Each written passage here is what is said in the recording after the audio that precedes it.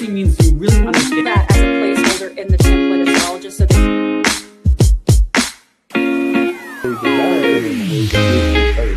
stressful for the team to take on. All right, at the end of the day, AI is worthless. Across the company, I think it's a depth.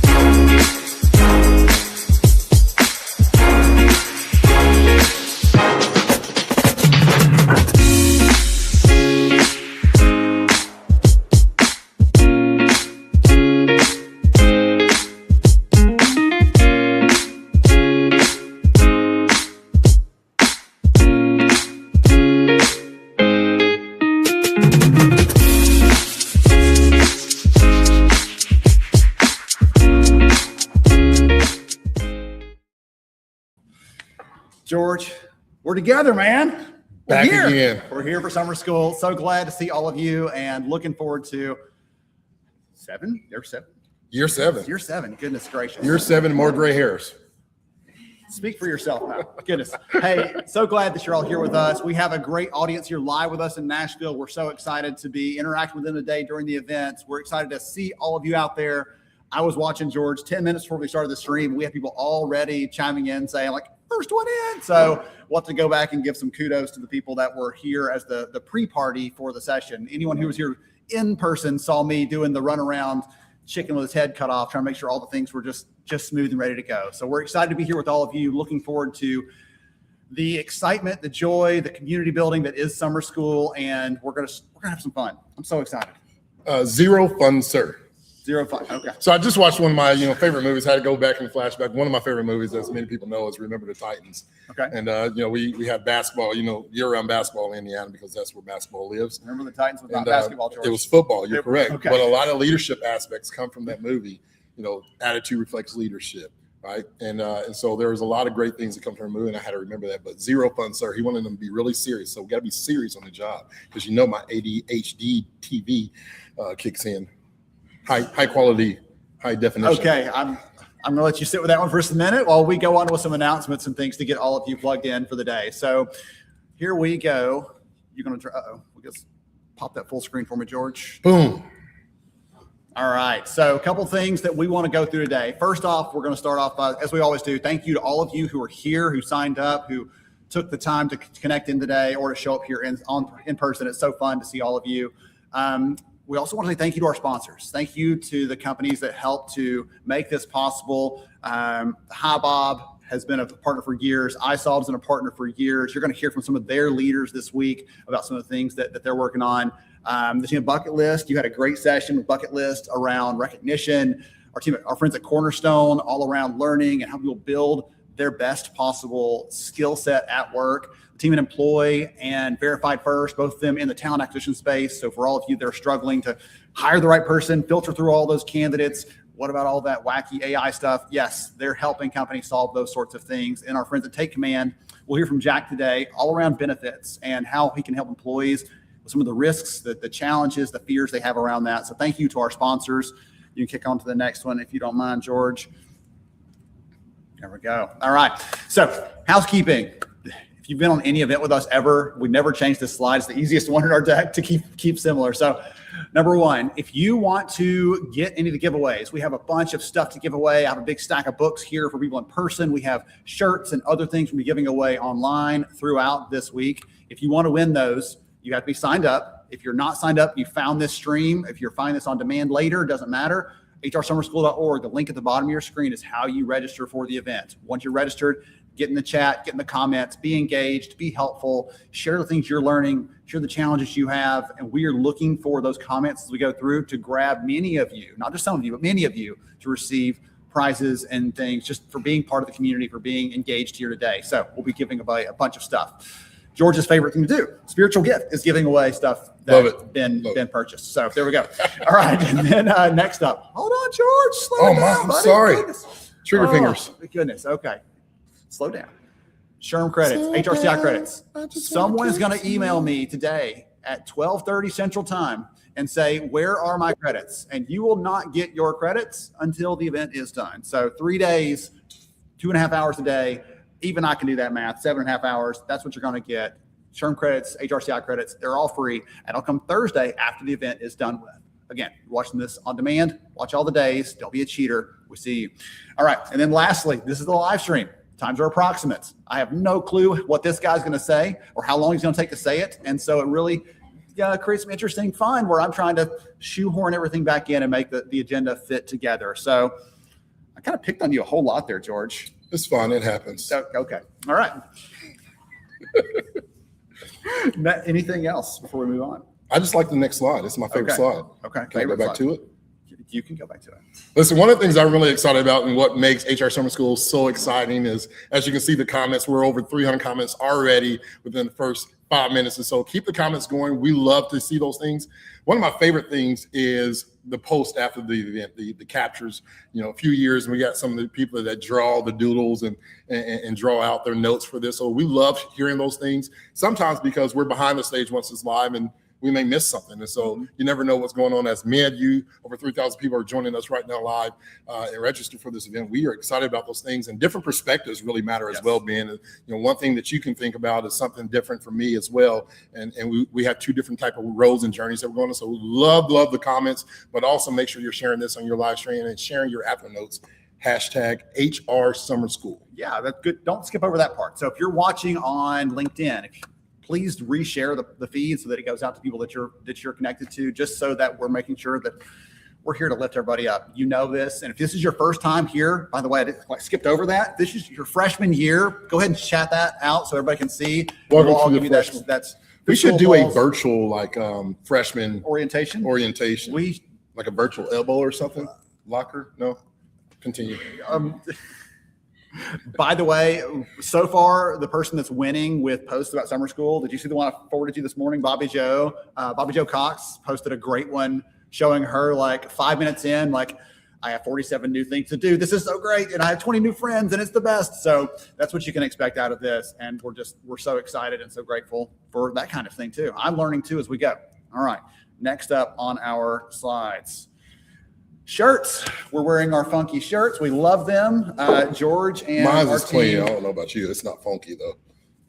Yeah. Give it an hour and then we'll see. George and the team put these together this year. They designed these great shirts. And the hardest part about it, honestly, is that you can see people trying to read it. And I've had people hold on a second. I'm not done. There's a lot on here to see. But at the bottom, my favorite part is caution may show empathy. That's probably my favorite part of the whole shirt. So you can get the shirt, scan that QR, go to the website. Those are all available. And again, we'll be giving some of those out as we go through the week. But if you want to be sure you get your own, I already see Jeff wearing his in the room. He's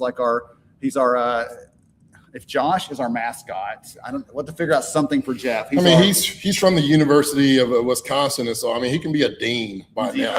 Okay. The dean of students. Dean Jeff. We got it. All right. Got to do the undergraduates as well. For those people who do not know, we're live again, not just together, but we actually have an audience behind the screen. And so if y'all could real quickly, they can't see y'all, but can they hear y'all back there? Everybody make some noise. So we got a great audience that's joining us once again this year, and very excited to be able to see some of our friends in person. Yes. So thrilled. Really quickly on this one. Yeah. So a couple of years ago, 2 years, it's 2 years now. We're running a little year and a half that we launched. Everybody was wanting more HR Summer School, and we kind of tug of war with it a lot because this is something that's been so meaningful and special. We didn't want to run it down. But what we ended up doing, we partnered with great local chapters and also state chapters. So we want to shout out Nora. We want to shout out North Dakota. We want to shout out Mississippi. And then we got some individual, I call them champions, but partners as well. Miss Terry all the way in Asheville, North Carolina, her HR team. Amy Sims is a part of that as well. And then we have Claire, one of our I believe she's been through all 7 years. Claire has maybe 6. She's been a speaker. Been a speaker as well. And then also shout out to Miss Kelly Varner. So lovely individuals that's this partner there. HR Summer School lunch break. We go live every second Thursday of the month. Incredible speaker lineups. We're excited about this one coming up. One of your great friends. We'll talk about it later. Okay. Which great friend? I got onboarding. I got a couple great friends. The queen of onboarding. Queen of onboarding is joining us. And so we're excited about that. All right, good stuff. So one thing we do every year, George started this tradition in 2021, showed up at my house unannounced. Once we made sure it was all. Put your address in the chat. Yeah. wouldn't you want to see this face showing up at your doorstep? So George shows up, surprises me with a pair of shoes as a gift because tell the story behind this, I guess. I think it really demonstrates what HR Summer School was all about. Yeah. First year that we met during the P word in 2020, and or the C word, whichever you call it. I just don't like to say the name anymore. But one of the things that I really connected with you, outside of knowing your family, we never met each other. We lived in the same town for 2 years, and one of the things that really impacted my life about HR Summer School was just really the heart behind it. This year, our theme is the future work is human, and that really represents those things. And so as we talked for over a year and we talked about HR Summer School year number 2, what I really saw from you, and I'm new to the HR, I always tell people I am the reason why there is HR in companies, because I was that employee at one point. But that's really the heart. And so this shoe this year, the winner's going to get this nice, lovely custom shoe. We rebranded and everything now with our Lighthouse. We rebranded. So we used to have green shoes and everything. This year, the first ever fully Lighthouse with the HR Summer School 26 on the tongue is going to be a lucky winner. So we're going to announce on that this week as well. And so excited about this. Somebody who represents community that's really bringing impact value into the HR Summer School community, but also into the HR field itself. And so really excited about that. Yes. Okay. All right. We have 2 last things. Couple of last things, yes. Last thing. Okay. So a lot of announcements day one. A lot of announcements day one. Listen, anybody want to SHRM? This will be our 3rd year doing this and partner up at SHRM. We're going to partner up with High Bob this year. So meet me at High Bob. If you're going to be at SHRM in 2 weeks, I'll be at the High Bob booth 2927. But you'll want to scan the QR code right now if you want to meet up with me and get a secret location for something that we're doing for a few small people. And so it's first come, first serve. Make sure you get the QR code and maybe I have something up my sleeves for a Wednesday night festivities, and High Bob is even going to take care of your Uber fees up to $50, and so that's nice of them to get you there and back to wherever you may need to be, or your next stop if you're at SHRM. You know what I mean? After all those great things, but Christina Aguilera is going to be there speaking Tuesday night or singing. John Maxwell is going to be there. Oprah Winfrey is going to be there. Simon Sinek is going to be there. And then George Rogers. Most importantly, right? George Rogers is going to be there. He's going to be there. But all our Bob friends is going to be there at the booth. We'll love to see you visit the booth. I'm going to be doing some man on the street videos. We'll love to sit down and chat with you, all things the future of work. So that's exciting. That's exciting. You ready? This is the juice now. I'm ready for this. All right. We have covered all the things we have to cover. We're ready to jump into the content, and we're only 2 minutes behind. I mean, again, live stream timing's approximate. Okay. So our first session today, we're going to be talking with George. We'll be talking with Rod McDaniel about how humans can do their best work. George and Rod go way back. I'll let y'all connect on that bit. The fun thing that I've learned about Rod this morning is that he and I both met George the same way. We saw him speak and said, I've got to know him.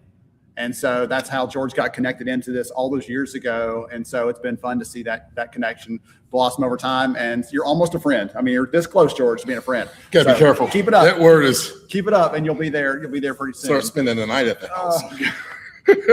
Oh, goodness. All right. So we're going to hear from Rod. We have Amy from iSolved. Everyone loves Amy come back every year, and she's going to be talking about some new data that her team's collected around why employees are leaving. And it's something that's going to surprise you. Some of the data around that, and we'll get into some of the things we can do about it. Most importantly, we're here about practical stuff.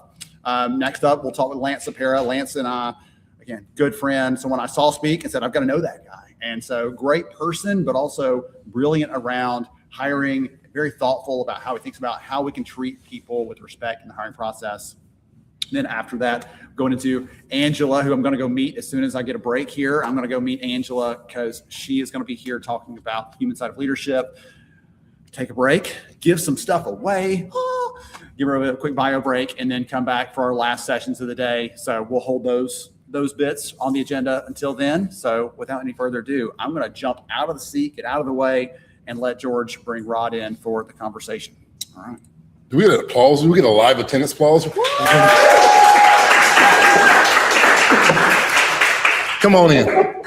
And so as Rod is joining us, one of the things that I really appreciate about Rod is that when I met him, he was very tall. He was not, but many people know that I have a phobia of midgets. Sit on some books. Sit on some books. Just sit on the shoebox here. And so me and Rod, whenever I debated whether or not we should do this session together because this is our conversation. We have a great time. So I literally just want to have a conversation with you about what really impacted me when we met at a conference, and it was our first conference all the way in New Orleans. We won't talk about that one. That was the first one you heard me speak. Like Ben, they both wanted me to come back because they didn't understand what I was saying. So I've since then learned to enunciate my words and slow down, as you can tell today. But about 5 years ago, we connected in another conference, and I was living in Alpharetta, Georgia, and he was like, I want you to come to Nashville. And I thought maybe like every other week he's going to fly me down or drive over. And he said, nah, you're going to come here. And sure enough, a big old truck, his company truck comes, and they load up my house in Alpharetta and brought me here to Nashville, Tennessee. And I was forever grateful for that.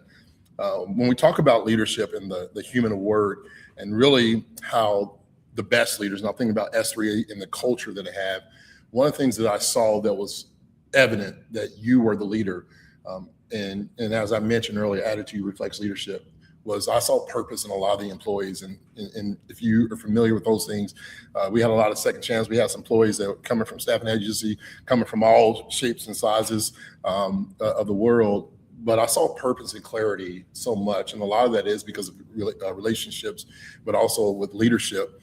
I want you to introduce yourself real quickly first, and I'm just going to jump back into this conversation, but I want to open up with that. Tell everybody a little bit about yourself, your name, your mama name. My mama name. And what you do. Wait a minute. So I ain't walk-up music? What's do a up little with that? dance. Make a little. Don't you? I thought it was going to be some short. Oh, Something there we about go. being short. Don't want no short, man. Don't you? Y'all invited the wrong CEO here because I'm an HR nightmare. My HR department doesn't even want me to talk. My name is Rod McDaniel. I am the CEO of S3 Recycling Solutions. S3 is a IT recycling company, so we help organizations recycle their end-of-life IT equipment. So I know this is not what we're supposed to do, but I'm here. If you've got some IT equipment out there that you need recycled, yes, this is a commercial. I'm here. Reach out, s3rs.com. Yeah, look at that. Come on. You look like a billboard. Come on. He's Nashville's Mr. CEO Award. Rod, finish this sentence for me. Ever since we talked about our theme for this year, the future of work is human when? Man, the future of work is human when you love people. Love that. Talk a little bit. I mentioned purpose and I mentioned clarity, and I want to dive into those things. For you, what role, we talk about having the right people on the bus. What role, though, does purpose and clarity play in regards to driving engagement? One of the things I loved about the culture at S3 was the engagement. Didn't matter if you're in the office area, if you're in the frontline area, if you're in the data destruction, the warehouse, there was always that engagement. Performance was crucial in those businesses where the number one rule of business is to stay in business. And so performance is huge, but the long-term fulfillment of work as well. And I'm thinking about some of those people who have not just showed up, but they've stayed and been connected. What does purpose and clarity do for a company, and why is that important to have in your organization? I think it goes back to the first question you asked about, like what makes workplace human. And I think you can't have purpose and clarity without loving people. And so I know it's probably a controversial word, but how can you really bring the best out of somebody if you don't love them? Yeah. And they don't feel it? And so I call our team the misfits. So like including myself, we are all people that probably on paper don't qualify for the roles that we're in, but we have built a company over the last 10 years that's had almost 4,000 revenue percent growth. We've won best places to work so many times.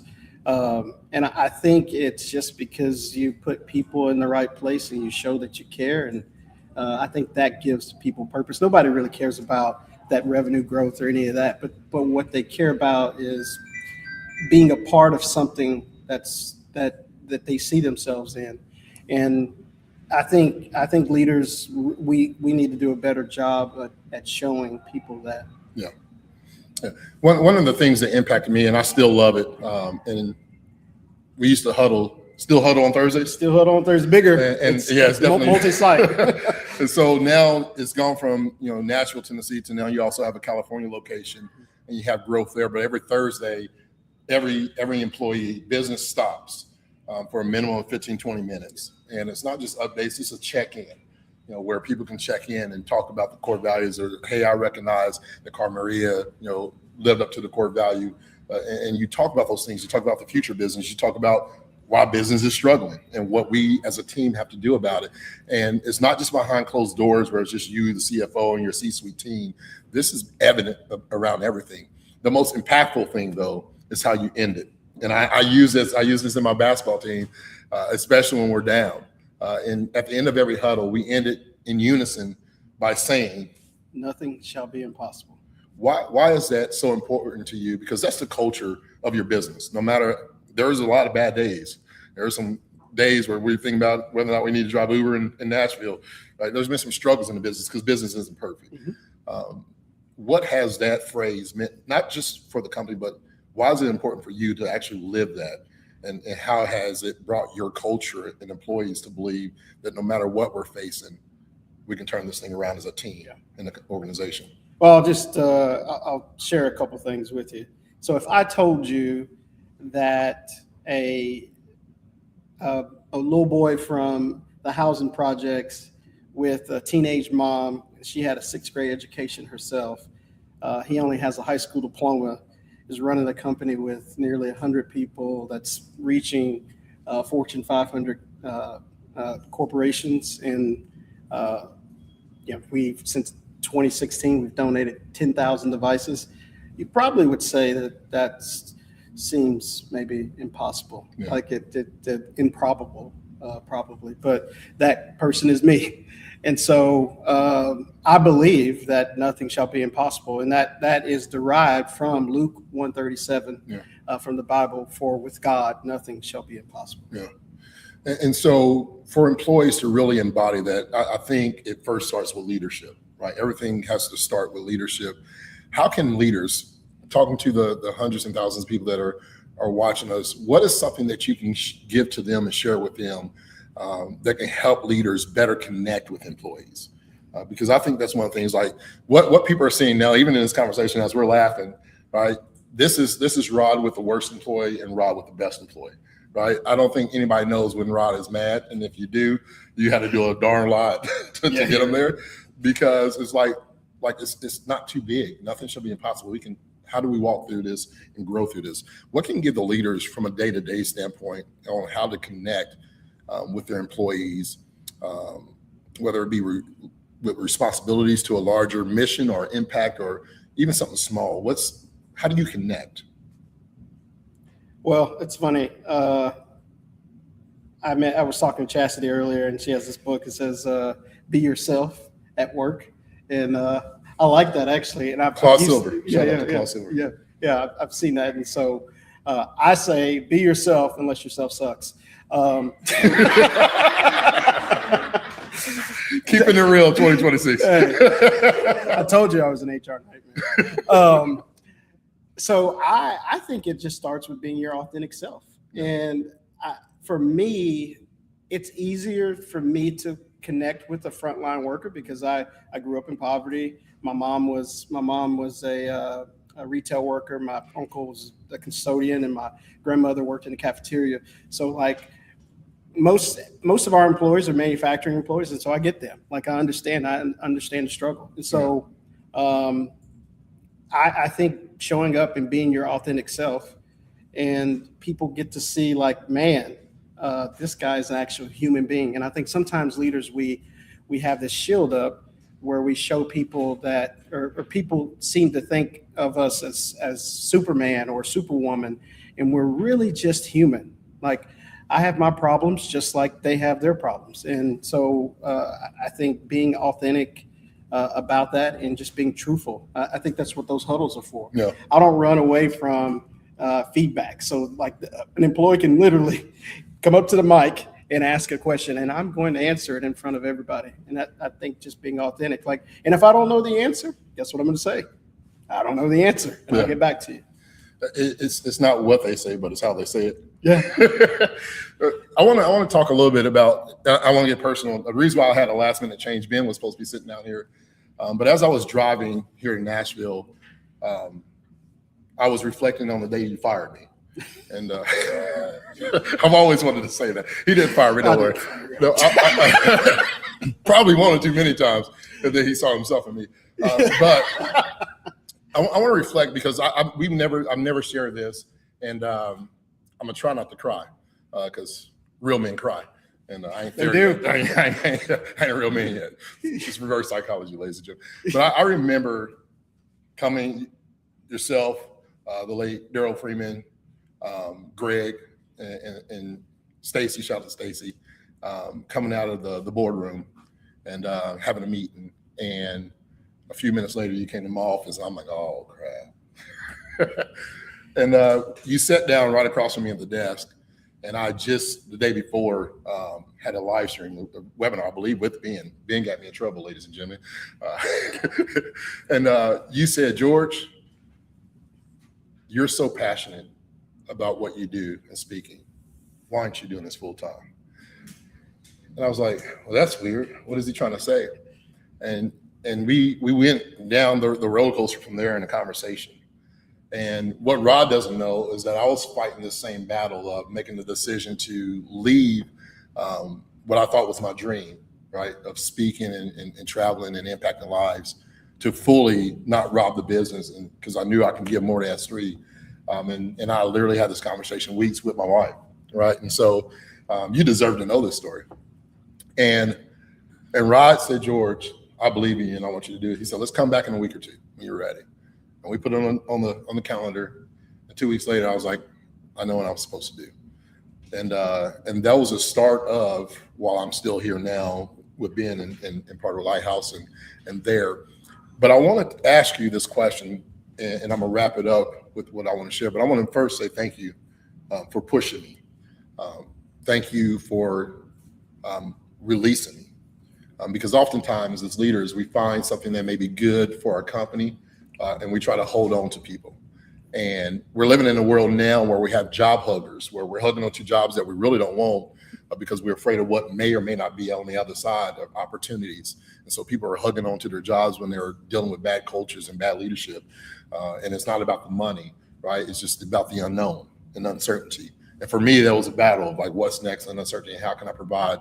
And this man, I won't talk in details, but this man did something for me that nobody else has ever done, and provided for me and my family, and would not allow me to work. He sent me home and told me when I was ready to bring the business plan, and he'll be my first client, and push me out into what I love with leadership development there. Why does Rod not hold on to good talent and is willing to release them? That wasn't a part of the interview. I know. Oh man, I hate you. Okay. Why? Because it's the right thing to do.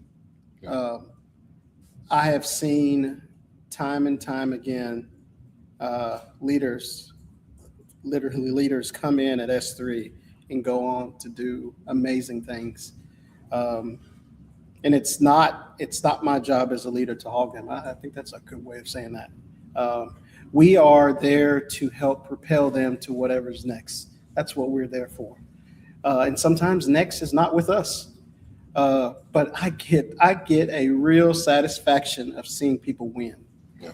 I really like to see people win. And so, man, like, who doesn't want to be a part of, like, from the sideline, seeing George doing what he's doing, and knowing that you had a little small part in that. Like, that should get you excited about work. Yeah. Not the money, not the paycheck, not the revenue growth, not the awards. It's the impact that you have on people. Yeah. That matters. Appreciate that. If you can give one last word to the audience as a takeaway today, whether it's in regard to the HR profession, leadership, culture, nothing should be impossible. What's one last word that you'll give to the audience today to encourage them as they finish 2026 strong? You know, that word human is plastered all over this conference. And so I think it's important not to just think of the word human. Let's just be human. Let people see you be human. Make a joke. Like,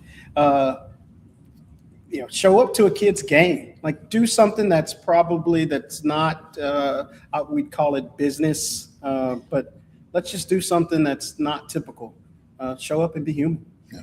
Appreciate it. Ladies and gentlemen, give it up for Rob McDaniel one more time. Let's see those hearts in the chat. Appreciate you, my friend. Thanks so much. We're going to have President Ben, joining us back here. President.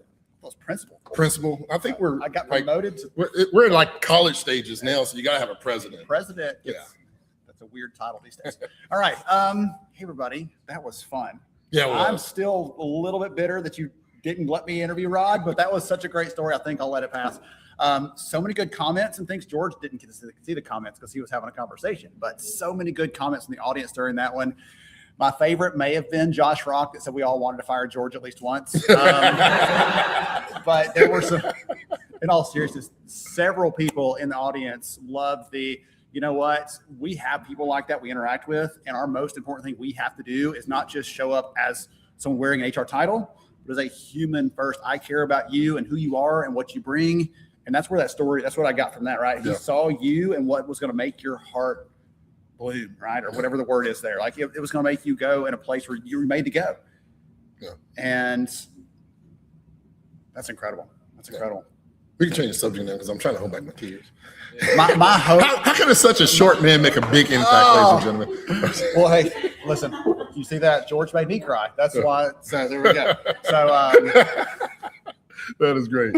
All right. So our next conversation is going to be with Amy Mosher. And it was wild. You mentioned job hugging as part of that because she and I talk about some new data they have around employee retention, some of the challenges that employers have, and how one of the things we've used in the past as our indicator for what's going to happen with turnover is now no good anymore. So we're going to dive into that conversation with Amy and see what she has to say. And welcome to, I'm trying to think of a great name for you, Amy, like the legend of summer school or something amazing in all capital letters. Everybody, I'm so excited to be joined by Amy Mosher. She is the Chief People Officer over at iSolved. They have been a supporter and partner on this event for years. And Amy has been not just that, but a friend. And so excited that she's here with us. We're going to talk about some of the new research their team has been doing, looking at some trends around work, retention, what we can do about that. And Amy, welcome. Glad you're here. Thank you so much. It is always a pleasure to spend time with you, Ben. I mean, it's a joy.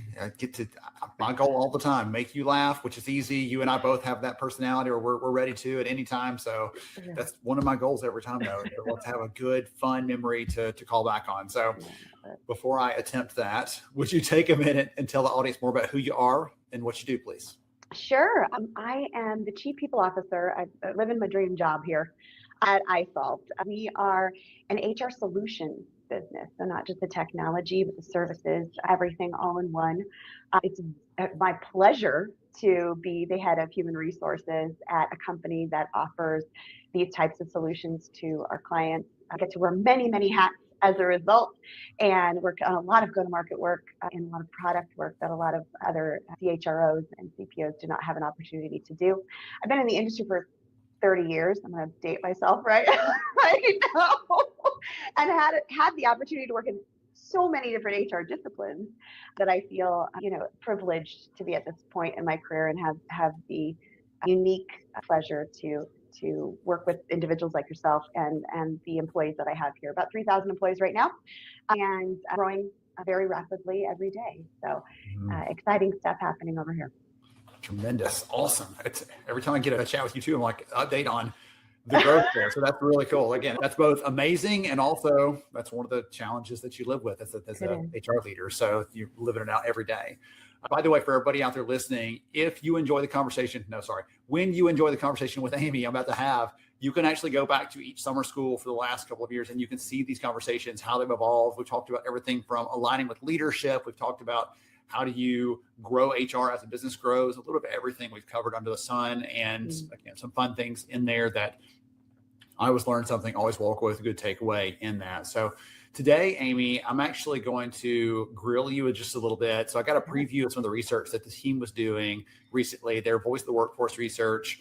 And one of the things in there that was super intriguing is this weird paradox that's happening right now around retention. I would love for you to unpack that for us and help us understand what's happening there, because I think these leaders that are listening today probably are seeing some of these things. They may not have a way to put words to it. So help us out. Yeah, I feel like the simplest way to put this from a retention perspective is to say that today, what we're finding when we're asking our clients and their employees and HR leaders as well, satisfaction and commitment are no longer the same thing from a retention perspective. We found that 90% of employees report being happy at work, but 58% of them are still planning to find a new job in the new year. So it's really a disparate metric these days. And so the main takeaway, I think, for me and for us is that HR has been measuring retention, but satisfaction, right, which is what we usually use to measure, is how someone feels today. It doesn't necessarily give you the information that you need in order to assess whether they're going to stay in the near or longer term future. So there's a lot of work yet to do there. So this actually, when I saw this stat, it mirrors one of the things we found. We looked at our year-over-year data from 2 years ago and then just at the very beginning of this year. And what we found was the number of people who said that they were like not sure about their future with their employer crept up like double almost in that year. And yet right now retention looks pretty good for some companies, right? They're not losing people as quickly and they're like, we're doing a good job. Like, they just don't think there's an opportunity yet. When they see the opportunity, they're going to go for it. That's what the data tell us always happens with the job market when it shifts there. So right now they may be sticking around, they may be satisfied, as you said, but when they feel like it turns around, that's probably the first moment they're going to start looking and really exploring what other opportunities they can step into. Yeah, it's not a dissatisfaction problem anymore. It's that stagnation fatigue problem that you end up with when you have a lot of people that you maybe would have attrited previously in a different kind of market today who are staying maybe for the wrong reasons. And then you've got those who are still looking for higher pay. That pay gap is still happening. But that everyday friction is quietly doing more damage than I think HR teams realize. So if we're in a world, if I got you right, you said satisfaction and commitment are not the same thing. Is that correct? You got that earlier, right? Yeah. Okay. So if that is the case, do we as employers from a practical sense need to be asking different questions? Should we be thinking about retention differently? Should we be saying, okay, they may be happy at the moment, but that could, they may still be looking for other things. What can we do to still keep them and not use that as our only metric? Help me understand what we should do with that information instead of just saying, interesting. Crap. There's nothing like we're stuck. It's like, what sort of opportunities do we have to actually make change? Yeah. Well, engagement takes on a totally different meaning, right? And it isn't about how necessarily what you're giving them today. It's what you're giving them from a future perspective. So you really have to think about asking different kinds of questions when you're surveying employees about engagement and their willingness to stay. And you also want to make sure that you're providing a level of clarity and communication about what the future brings. 25% of employees feel like their employer communicates clearly with them. That's not a very high number. 27% are saying unclear communication makes them want to leave. 40% are saying it creates a negative employee experience. Just let's think about this. Communication. How can you project a bright future at the individual level and the corporate level? And how can you measure the effectiveness of your communication across your organization? That would be probably the leading change in factors or metrics that I might encourage HR individuals to focus on as they try to change this kind of this behavior. Okay. I'm thinking about that. This sort of communication theme has come up in a couple of different conversations around summer school. And you have no idea what our other speakers are talking about, but that's come up a couple of times in this as a theme. And what gets me is if you ask any of us, any person in the audience right now, if you hear my voice and I said, hey, are communication skills important? Is it good to communicate with your people? All of us would say yes, absolutely. But then in our head, we're picturing what communication looks like as good to us, right? Well, this would be enough for me, but for our employees, it may be a very different threshold. Yes. And I think that's part of what I'm hearing from you, Amy, is like they are expecting something from us. And in the absence of communication, they assume the worst. They assume that I'm always going to be stuck in this job. It's never going to have a progression. There's never going to be an advancement. It's just going to be the same thing a year from now, 5 years from now. And why would I stay in this? Yes, I think I totally agree with you. There's a couple stats that the survey pointed out that were really, really telling on this.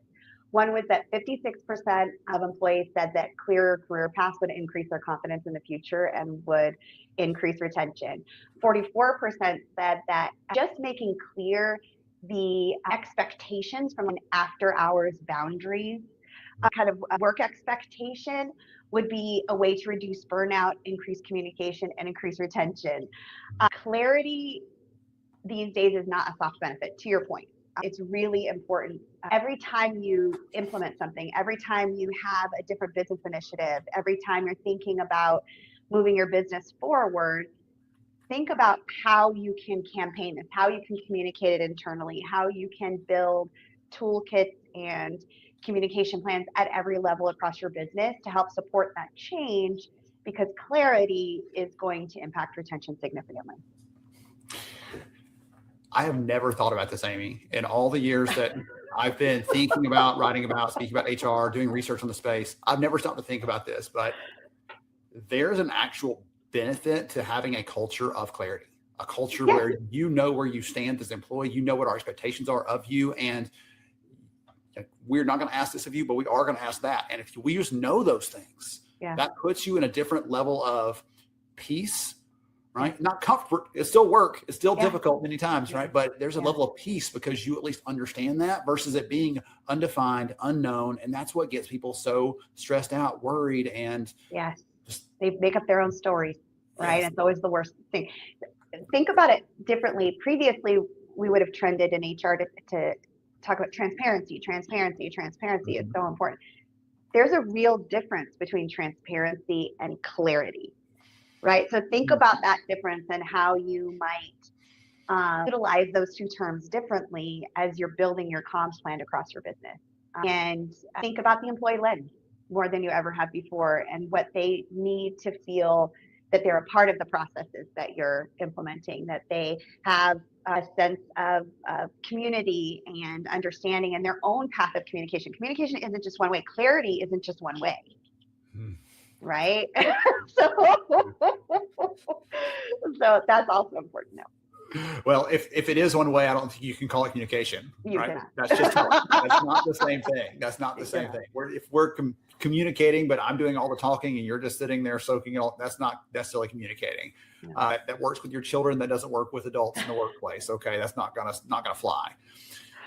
So I'm thinking about this clarity piece, and I'm trying to think of some examples of that at work, right? What does that look like? Is it, hey, listen, Amy, you are here. In order to get here, here's what has to happen. I need you to do these things, build these skills, get this mentor, come back to me in 6 months, show me your work, and then we're going to have a real serious talk about you moving to that thing. Like, that's very real clarity at an individual level. That's also really hard because that means that you have to have people in the business that are willing to lean in on that and make that happen, instead of taking the easy path and saying, well, I'm just busy. If they have a problem, they'll ask. And we're seeing it in the data, those employees, that's the, what do you say, 56% that said, I'm looking at what's next because I don't feel like I'm really connected here potentially.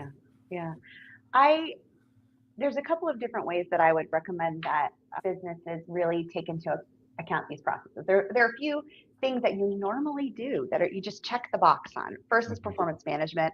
The next is goal setting as a part of performance management, making that a 360 process. We've talked about that for decades, right? Like, it's not new, but think of it in a different way. Think of it in a way where you can help to guide the organization towards stronger retention and better understanding of the core objectives of the business, while providing them with clear feedback on their career path as a part of the feedback that you're providing them from a performance perspective or a past performance perspective. Maybe we think about performance management in a different way, and instead of 90% past performance, 10% goal setting, maybe it should be the reverse. And it should be 90% about setting expectations and finding clarity and career pathing, and 10% about how and what you did the last 12 months. There's real opportunity there. I don't think you go 100% one way or the other in those kinds of conversations, but take that as an opportunity. Maybe use that time and that process that's already prescriptive for you and your business a little bit differently, and use it more to your advantage in this way. You know, my favorite metaphor for that? The windshield is bigger than the rearview mirror for a reason. Let's look at what's next for you. So let's be looking out at what's ahead, what's possible, what the opportunities are, and not just backwards always. We actually, wish I had the stat in front of me. We actually asked a question very much like what you just said, Amy, in our research on performance practices maybe a year or two ago. And what we found is employees were more likely to say, we have a very backward looking process and not a forward looking one. And it has to have some of both, as you said. There's a spectrum on that, but it allows us to think about what's next and cast that vision for the person. When we ask employees outright in our research, they tell us, I want to be seen for the potential I have, not just the skills I have today. Yeah. And all of us want that. The best leaders out there see that in us, even when we don't see it in ourselves. Yes. And yet, again, in the day-to-day, it's easy to just put all that aside and say, well, Amy, you missed this mark and you didn't do this thing, and make sure you do this next time. And that's as far as it goes. Yeah. It's not, is this even what Amy wants to be doing a year from now? And how do I Yeah. start aligning her to that thing? Yeah. Or how do I even know what I want to be doing? Yeah. How do I know it's possible? Yes. Managers are not equipped to be coaches in those sorts of ways typically. And that is one of the challenges with this. I could go down a whole different there. So let's come back to, so we've got like about 5 minutes left. I want to think about practical recommendations for our audience here. So if you have anything in the data around what's working right now, or around things that these leaders listening here, they're like, Amy, I'm ready to take notes. What are two or three things that are high leverage that I could go and do, whether it's with my leadership team, it's with our managers, it's with our employees, that are going to lead to some better results here? Do you have anything to share on that front? Yeah, if we're talking about retention and retention of the right people, it first comes with identifying who are the right people for your business going forward. That's the number one thing that you can and should be doing from a best practice perspective. You've got to figure out what are the metrics, what makes a great person for this business or for this role. Both of those things, by the way, are very important because they could be very disparate. So what are the core values? What are the core skill sets? What's the core communication style? How do you find a best fit employee who has the most potential? And tracking those employees, understanding who they are and what makes them special is incredibly important. So start there. Often we start at the other end of the spectrum, which is performance management and career pathing and job descriptions and all of that. First, let's think about the values and the types of people that we want to have on our ship with us as we navigate these waters, right? The other is transparently building programs around that. So communication programs, coaching for your leaders to help them identify individuals and help them to understand how you might interact with them differently than you would interact with your core employee base. What percentage of each of the teams have this potential to continue to grow within the organization? Are there individuals who may be on the cusp who need some additional coaching or additional resources? And then build programs around that. Mentorship programs are really important, very undervalued, or I would say overlooked. I would say if you have a really great one, you know it's not undervalued, but it's nice to have in many organizations. I think it's critical, right? You can't do all the work as a leader. You've got to have other people that can pinch hit for you to make this a global effort, right, across the entire organization and knit the functions together. Don't take it all on yourself. Think of all of the leaders within your organization and high potentials as a network that you can take advantage of. I think that's incredibly important. There's a lot that a mentor gets from that as well, especially from a retention perspective. Think about things like how your performance management process currently works and whether or not it is serving your business. If it's a checkbox and that's all it's ever going to be, don't make it the most complicated checkbox situation in the whole world. Like, let's just axe it if you can, right? Or rebuild it in a different image that will help to meet the goals that you need to make as an organization. Retention is incredibly expensive, or attrition is incredibly expensive, and retaining employees is an incredible way to increase profitability across your organization. So really think about the ways that you can contribute to that while improving the employee experience. Those are just a couple of things. It feels really easy coming out of my mouth. It's not. None of these things are easy. There's a reason why we're here as HR practitioners to try and figure out these really hard problems. Getting something 50% of the way there is better than zero. Don't try to boil the ocean, if you will.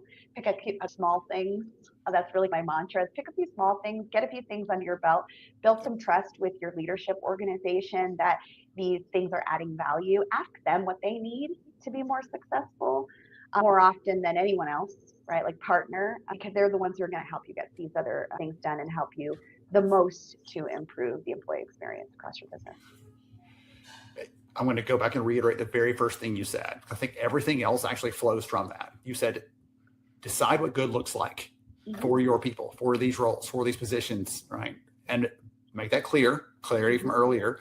But when you do that, that clarity around that fits into hiring, onboarding, training, performance. If we know what goals to hold them to, how to hold them accountable, we need all those things, but it comes from that very first root of we have defined what good looks like. If we don't know that, everything else is going to be a guess after that. Sometimes it's a good guess, sometimes it's a bad guess, but it's all a guess after that if we don't have that source of truth to go back to and say, we all agreed this is what we need.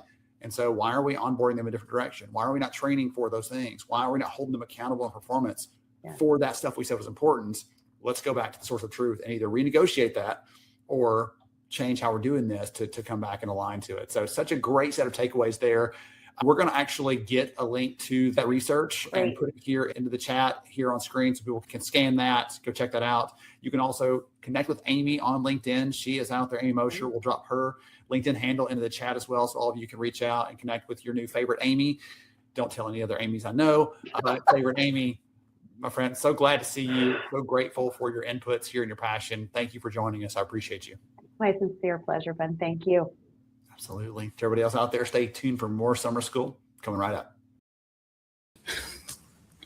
All right. I'll put us back.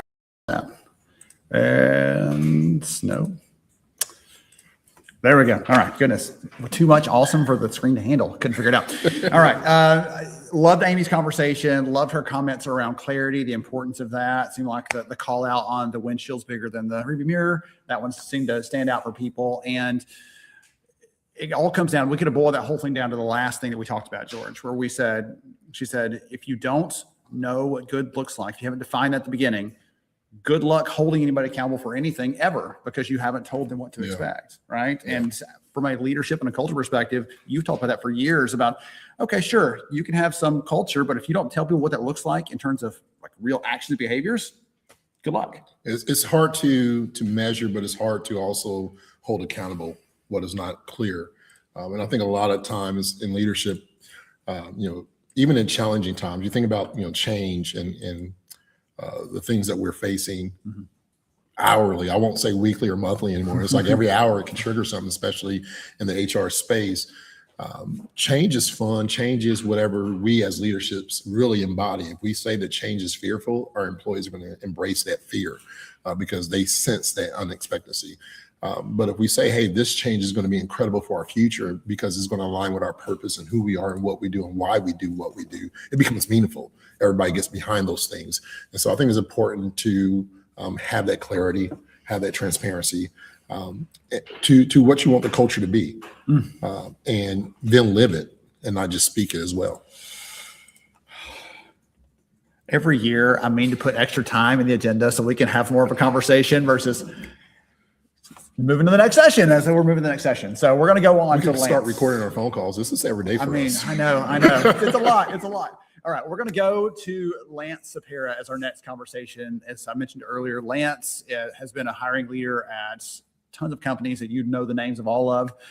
He's a friend and someone that I highly respect. And one of the biggest takeaways I got from him, he wasn't even mentioned it during the session, so I'll give him extra kudos here, is we were at a session at an event about a year ago, got a bunch of people, a bunch of leaders together to talk about some of the things they were seeing. And one of the things he told us that was so profound, he said, listen, we have to have respect for people in the hiring process. He said, we don't do text breakups. If I've talked to you, I will not text you or email you or just ignore you. We'll give you a phone call just to say, thank you for your time. We appreciate you, respect you, but we couldn't, we're not gonna move forward. But he said, no text breakups. Like that stuck with me. So that's the kind of man you're about to hear from. So let's jump in with Lance. And right after that will be Angela. Here we go. I'm so excited you're here with us today and looking forward to a conversation with a longtime friend of summer school and a longtime friend of mine, Lance Sapera. We're gonna be talking about hiring, some of the approach we can do to create trust and connection with people, the importance of humanity in that process. Lance, welcome, my friend. Glad you're here. Good to be here, Ben. I look forward to every chance you and I have to talk, and particularly when we get a chance to talk shop. Yes, absolutely. I told someone that we need to get you back on the podcast. When we did the episode a couple years ago, I walked around for months saying, this is the best episode I've ever had on the show. After it had been running for 7 years, like this is the best episode. So I need to get you back again and let's set a new bar for what that looks like. So today we're going to be talking about the TA stuff. But before we get into some of that fun talking shop, as you said, can you take a minute and tell the audience more about who you are, what you do? Yeah, I'd love to. I'm Lance, and I'm actually, I think almost everybody probably listening today is familiar with Simon Sinek. I'm somebody who's done my why, Ben. And I know that for me, my why is understanding problems so that together my team and I can solve them. And so that's why I often shorten it to simply, I'm somebody who believes that people and leadership matter. Man, goodness, I love that. I love it. You have a lot more to your whole story there. Again, we could spend a lot of time diving into that, but you are a TA leader that I know and respect, and you have great perspectives on what works. You've been there, you've done that, got all the battle scars, all those things. So as we're going through today, I want the audience to hear, like, you're not just bringing an opinion, you're bringing a lot of experience to the table to talk about some of these things today. So I want to start off with this theme here for the event has been around humanity and the importance of that.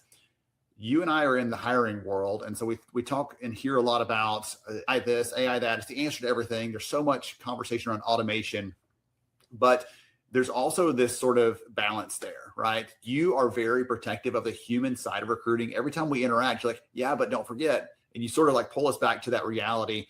Talk about what your perspective is on that and why companies need to be careful balancing both of those pieces when it comes to hiring. Yeah, how much time do we have? 3.5 hours, Lance. Let's go, man. Don't we wish? I think one of the good things about this conversation is that just looking at the people you're speaking to and across previous agendas, how it all fits together. And specific to your question around the push for technology and AI specifically to create efficiencies and effectiveness, save time, I'm all for that.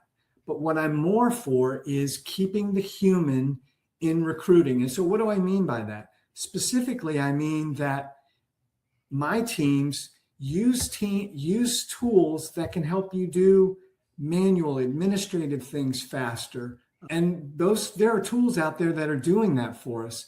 What I have found in my experience is that no technology is ever going to save time or improve efficiency the way human to human interaction in the recruiting process does. And specifically, the most important one I see is that recruiter hiring manager relationship. If we take a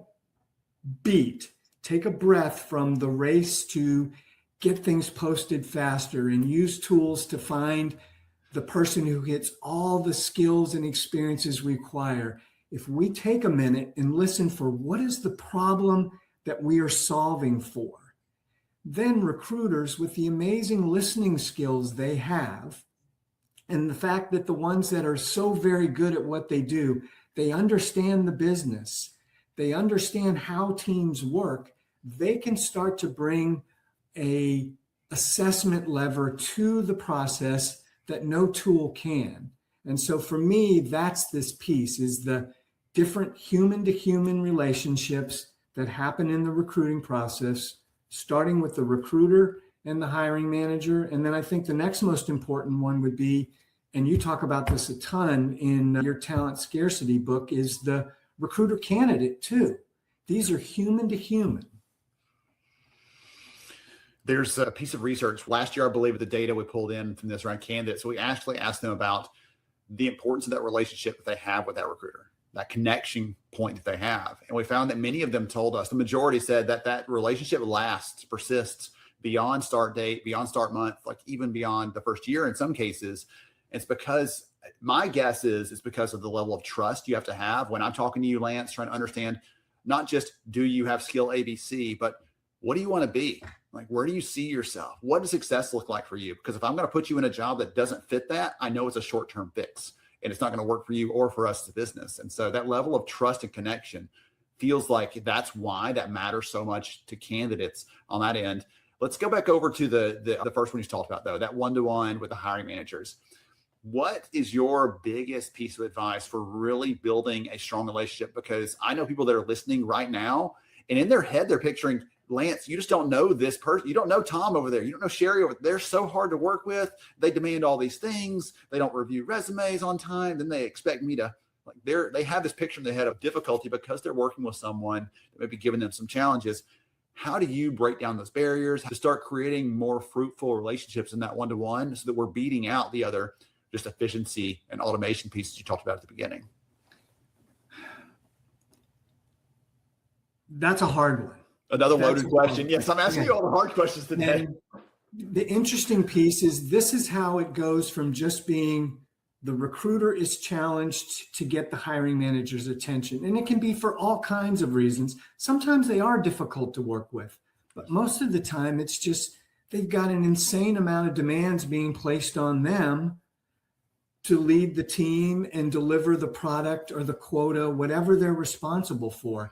And so stepping back and thinking about this as an ecosystem, I think is where we can have the best progress. And so that means it isn't just on the recruiter to get Ben's attention and then get through some kind of intake conversation, whatever companies want to call it.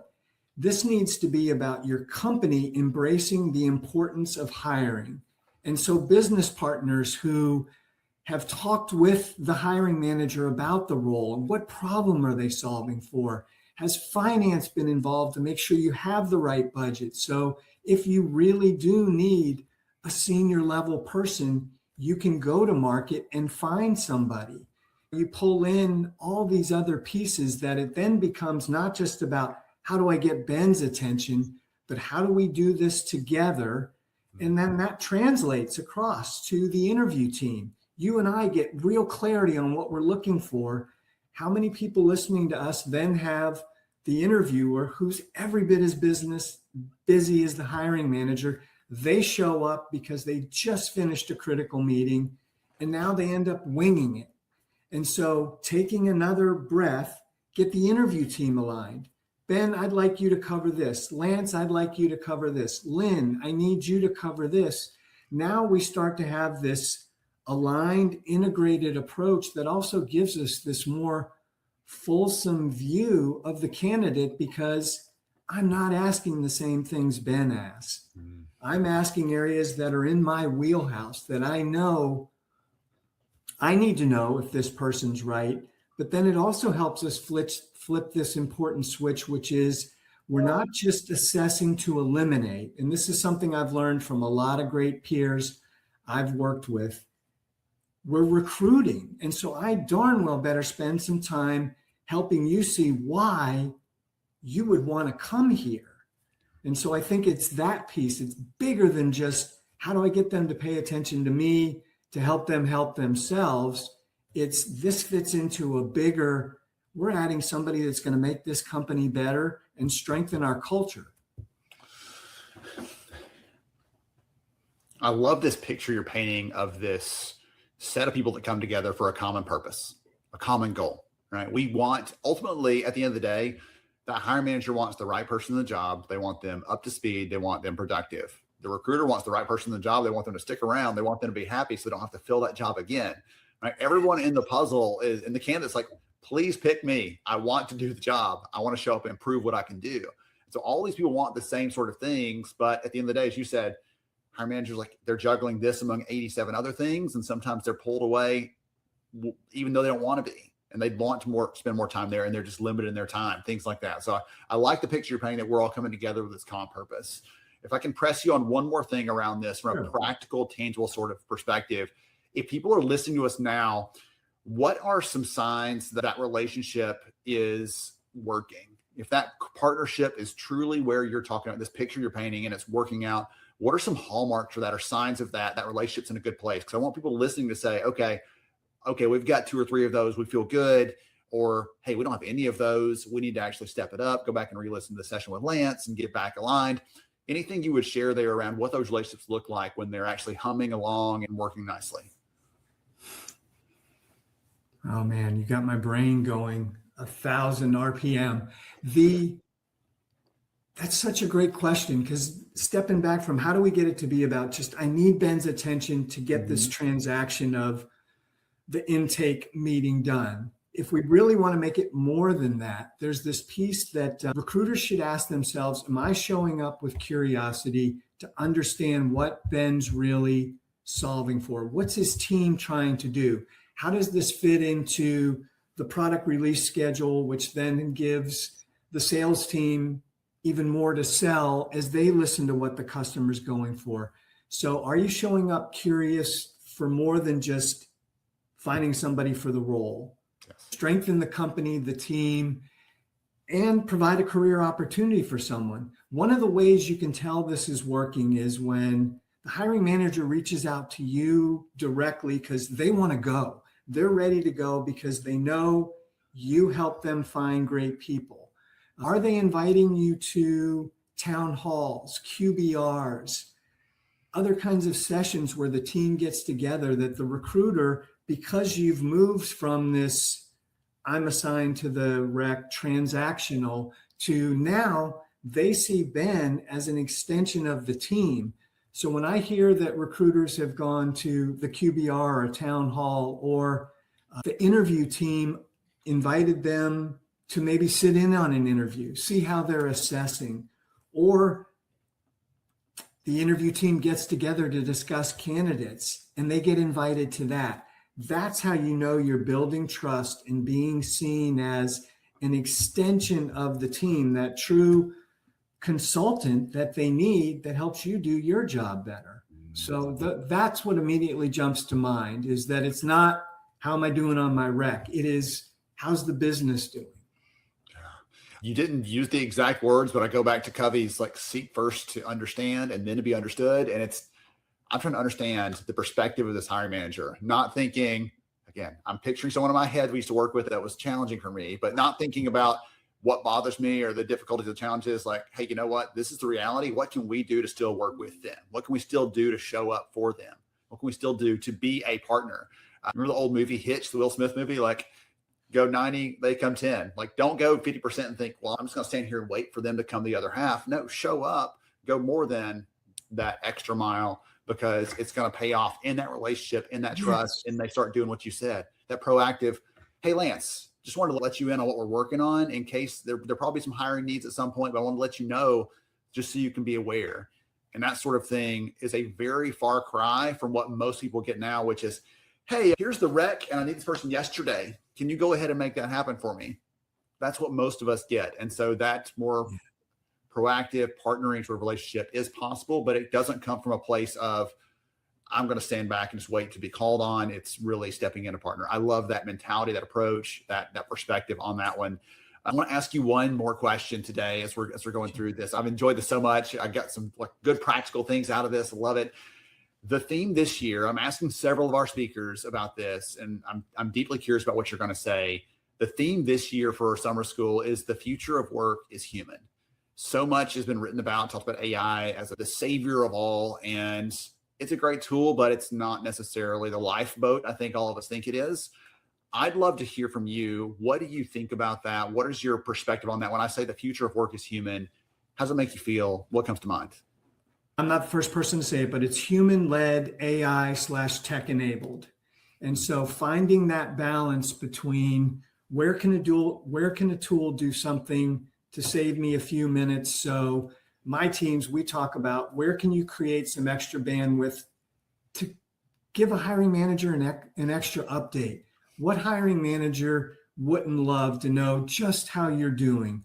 Or follow up with a candidate. I'm sure there's going to be conversations this week around just the sheer volume of candidates and those who really aren't qualified or aren't interested. Recruiters who can show up at every interview and listen, not just for how this person might be a great addition to this role, but for the future, because the more we start to focus on building pipelines, not just because we sourced it from LinkedIn or some other tool, but because I had a conversation, guess what? When you reach out to them for the next role, because a business partner is giving you a heads up, this really tough role is coming, you're immediately not thinking, oh my gosh, I need to write some kind of crazy Boolean string. You're thinking, you know what? I've spoken with 3 people in the last 12 months who are probably good start points for this. So that's how I think about this in terms of just technology enabled, AI enabled, but it's really human led. And it comes back to being present when we have those conversations to hear what the hiring manager is solving for, what the business partner is telling the recruiter. This team really needs this, which can be really helpful because it probably or might be different than the hiring manager. What's the candidate saying? All these pieces that fit in, that for as amazing as these tools are, and as humans, I just think we're better at a piece of it. Yeah. Yes. So much of this is that relational component, that trust component, and you can't outsource trust. You can't automate trust. You can't get those things off our plate. If you try, you're going to have some very unappealing consequences. I'll go ahead and put that one out there for people. So, okay. So Lance, if someone wants to connect with you or reach out, just follow up with you after the session, is LinkedIn the best way to do that? That's the best, easiest start point. And we'll go from there. I'm just a big fan of the community, you and George and the entire team, everybody who's listening. You know this with all your travels, but I think in particular, the HR community and some PA maybe specifically, we're about lifting the entire community, because I can copy somebody and by the time I'm doing it the way they were doing, they've moved on. And so this idea of helping all of us just be better in this insanely competitive world we live in, it's good for all of us. So thank you for the work you and George and everybody's doing. Well, thank you so much. I said at the beginning, I'll say it again here. I respect you greatly for the contributions you've made as a recruiting leader and the impact you've made on others throughout your career, but also for being a person in the community. I could tap you on the shoulder and say, hey, Lance, I've got this wild, crazy research question, and you always have a good answer. You always have some thoughtful inputs. And so I appreciate that so much about you. So today, all of you out there listening in, some of my takeaways for the session: seek first to understand. If you want to connect with those hiring managers, you've got to show up and want to understand first. Proactive connections and outreach are one of the things you can look for to know if those relationships are working properly. And then even if you don't trust each other yet, mutual respect for each other will start that and give you a foundation that's some fertile ground for trust to grow. So thank you again, Lance, for joining us, for the good things that you're doing out there. To everybody else out there, stay tuned for more summer school coming right up. Awesome. This is incredible. I actually want to continue this conversation. But before I dive into this first question, introduce yourself, please, because we had this opportunity to really connect on a virtual event before in the past. Yeah. And so I'm familiar. I'm excited about having you here. Love the frames, but go ahead and introduce yourself. Hello, everyone. My name is Angela Briggs Page. I am a Chief People Officer. And I am the founder of a fractional consulting organization called People Power, POWHR. And my work really involves pushing organizations to have real conversations, hard conversations about what it takes to make people thrive in workplaces. I love that. Diving right back into, I want to continue this conversation that Lance and Ben just had, because as I'm listening to them, I'm hearing these words about trust and transparency today, talking about clarity and communication and all these great things. And, you know, the conversation I had with Rod, and in my mind, and I've said this many times recently, is that a lot of organizations, and I'll be interested in and confident enough to say most organizations, I'll be that bold, are trying to really solve today's workforce challenges and issues with yesterday's leadership's assumptions, right? And I'll say that again. A lot of organizations are trying to solve today's workforce problems with yesterday's leadership assumptions. Mm-hmm. And what we really need is leaders that can actually lead us through this transparency. So I want to talk about just that, because I think it's a beautiful piece to kind of continue that conversation with Lance. I just want you to talk about transparency just for a second, because it plays a role, right, in creating stronger, more connecting workplace cultures. Yeah. Transparency is the price of trust. So I'm gonna say it again. Transparency is the price of trust, right? There's no payment plan. You can't put it on layaway. It's either you are paying for trust through your transparency or you're not. And real transparency is hard. Yeah. It's not, I'm going to have a value of a transparency and put it on a poster on a wall. It's not, I'm going to have a slide on the town hall deck and say, you know, we value open communication. Transparency is having that real conversation with someone, even when the feedback is unflattering. Yeah. Transparency is saying, here's why we made this decision, even though the reason can be uncomfortable. Yeah. Transparency is also another form of respect, right? It is saying that I trust you enough to tell you the truth. And I believe that people rise to the level of trust you extend. Say that part again. People rise to the level of trust you extend. We can end it right here. we can end it right here. Listen, the problem is that all the papers and notes that if I had, they're gone out the window. Everything that we talked about that we're going to talk about is gone out the window because this transparency piece to me then leads to a different direction. And I don't want to pivot too much for those who are excited about this conversation. We're going to stay in the conversation. Okay. We're going to stay within the yard, but we're going to open up the rim of these gates here, if you will, because transparency is so important. You said respect. Mm-hmm. And when I heard respect, I heard belonging, right? The psychological definition of belonging is I feel accepted, respected, and appreciated. Mm-hmm. And when we use that data, how to say data one time for our president Ben, when we look at our data on that is such a huge piece. Not done there because as a current or previous owner of 18 retail stores in multiple states, and one of the things that we talked about was we wanted engagement for our employees. We wanted to be connected with our employees. Mm-hmm. And then we wanted belonging with our employees. Mm-hmm. And all these years, I missed the foundation of all those things, of transparencies, of trust, mm-hmm. psychological safety, right? And so we talk about the transparency and the trust and the importance of that. When I discussed earlier how we're trying to solve these problems today with yesterday's assumptions, the employees are seeking something. They're seeking, they desire to have that trust. They want that. They don't want leaders who are always right. They want leaders who are real. Rob said earlier, even if I have a mistake, even if I don't know, it's okay for me to say I don't know, right? Leaders are seeking, and the questions that they're asking is, do I matter? And not just do I matter here at this organization, right? Can I trust leadership? Will AI replace me or elevate me, right? And does this company see the reality of my work? A lot of people don't know what we do. They just hired us. We're sitting in the corner. We're doing the work. They don't know the full function of what HR is. Every time I live and I talk to an HR professional, I'm realizing there's a different door that just opened up in this. Mm-hmm. And so it's so huge. Let's talk a little bit about psychological safety, because I think that builds on the trust, transparency, and belonging piece.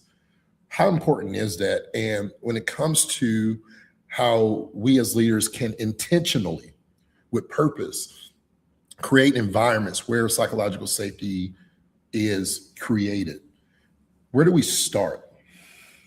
That's a good question. That's a lot of questions. That was a stacked question for me. So I just want to give you everything because we're going to pile it all. Okay. I'm going to start by saying I get energized by anticipating the pause, the breath an employee has, an individual has before they say the thing. Because within that pause, within that breath, that's your culture. And that pause, that breath is whether or not I feel safe enough to tell you the truth. So in that pause, in that breath, that determines how I'm going to show up, if I'm going to give you my best, if I'm paying an additional tax, because let's call a thing, because I believe in being real. There is an additional tax on some people, an identity tax on whether or not they can say the thing. So within that is that psychological safety, that pause, that breath lets me know, how can I show up in this organization? Yeah. Because it's one question to ask is, will I be welcomed here? Right? Mm-hmm. It's a different question to ask, will my opinions matter here? Mm. And that is that divide that we've really got to start just talking about and level setting. Mm-hmm. So we've got to think about what that means, because belonging is not a feeling. It is the conditions we build in the organization, right? It is the meeting. It's making sure every voice is heard. It's not just asking who's in the room, but it's also asking who's not in the room. Whose voice do I need to hear to make sure we're making the right decision, right? It's also, it has to start with the individual. And you have to ask yourself, am I including everyone in this conversation? Is it the same 5 people that I normally talk to? Yeah. Are we having a meeting after the meeting to talk about this is a decision that we're going to make? And we're just going to tell everyone that we want to hear their opinions, but we really don't, because we're being disingenuous. So we kind of say that, and then we put all their opinions to the side. People notice that behavior, right? Yeah. Belonging is a behavior. Mm. Transparency is a behavior. And people are watching to see what our behaviors are in the organization. That's so critical, looking at it from a behavior standpoint. Because when we talk about culture, and I'll throw it out here because I want everybody to have the right definition of culture. It's culture, a lot of times in organizations, we look at culture as the behavior, but that's the outcome of what culture first starts, right? So culture is how most, not all, but how most employees feel. Starts with a feeling. How did my leader make me feel, right? And then from that feeling, it then goes to a belief. And so how that leader made me feel makes me now believe this about that leader, but also about the organization that allows them to be the leader in this organization. And that becomes my behavior, right? When we think about it from a child, why does a child act in this way at a restaurant? Or why does a child act this way at home? Well, something made them feel that this was okay, and this was normal, or this was acceptable, or this is the outcome of a disconnect. All right, I want to talk about the importance of connection within this psychological safety, this transparency, this trust, this belonging behavior. Is that if we pivot, and I think about it from this, when I pivot back to your statement about trust earlier, it made me think trust is really the new currency of leadership, right? It's not perfection, it's not certainty, it's trust. As we continue to evolve within the work, which leadership qualities within all these behaviors, which leadership qualities will matter the most for building, and I don't even want to say high performing teams, I just want to say human-centered teams, where people do matter, where they're not just at a table or a seat. And as you said, they're not just being heard and then put to the side until the CEO or CFO or somebody makes it their own and takes credit for it, right, and celebrates themselves. But the voice of the voiceless, the voice of the invisible people that are like George, believe it or not, nobody's going to believe this next statement, Angela. For the introverts, when the camera and the lights are not on, that will do the work but never be recognized or never be talked to because George does the work. We don't need to deal with him. He's a hard worker, but he never gets celebrated or invited to the table to have a voice and say, hey, how's everything going? How do we as leadership, what are those qualities? If you can give the audience the qualities of Angela. Perfect. So I can get up here and I can say adaptability, I can say empathy, I can say emotional intelligence, and those are all great, and people would nod their head and say yes. I'm going to give 2 different, and we've heard some of the other speakers talk about this today. One is the courage to be clear. The courage to be clear, right?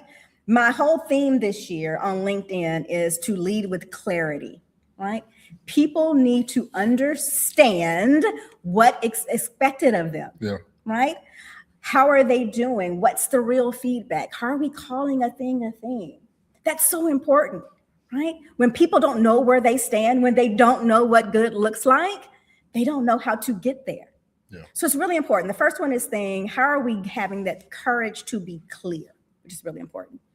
The second one that's really, really important to me is the security to share power. The security to share power, right? Traditional leadership would say that the leader has to have all the answers. They have to make all the decisions, and your team will help you get there. When we think about having the security to share power, it's okay saying, I don't have the answer to this. What do you think? Yeah. So you're sharing that power with your teams, and they will rise up and help you make the best decision instead of you doing that very siloed. I want to break down clarity a little bit more because I think there's something different. This word is coming up too many times for it just to be a coincidence. Where do we start? And let's assume that 51% of our audience today is living in chaos. How do you provide clarity in chaos? It's storming. Yeah. No umbrella. Yeah. Wasn't prepared, so we don't have a rain jacket. And so when we're in the shower, we love the water that comes on us. But when we're outside and our hair is done, makeup's did, and our nice shoes are on for the men out there with nice shoes. And the women with the nice shoes? Yeah, and the women with the nice shoes. Yeah. It's in the wrong environment. One thing can become a chaotic moment. In the shower, the rain, the water is great. Go outside to work and it's storming, it's frustration. How do you find clarity in chaos? I think we have to start with what we're trying to accomplish. And my leadership team will know this because I was like, what are the critical few things that we're going to focus on? It's easy to try to boil the ocean, but I think clarity has to start with what are we really trying to accomplish this year, this quarter, this month. There has to be clear, and it can't be a long list of things because you can't do everything or you can't do everything well. So let's be clear about what it is we're trying to accomplish. Because when people have clear understanding of what they need to get done, they have clear expectations of how their performance will be assessed. It makes any conversation you have so much easier, right? So I would start by just be really clear about your goals for the year as an organization. Yeah. And then I would say also for leaders, for managers, know how to not just give feedback, because a lot of people get training on how to give feedback, but how do you receive feedback? We always say that we want you to be able to come to us and give us feedback, but the reality is so many leaders are resistant to hearing that. So don't just focus on giving feedback as a whole for everyone, but also focus on receiving feedback because there's clarity in that as well. I love it. The future of work is human. When people stop treating humans like resources and start treating them like people we lead.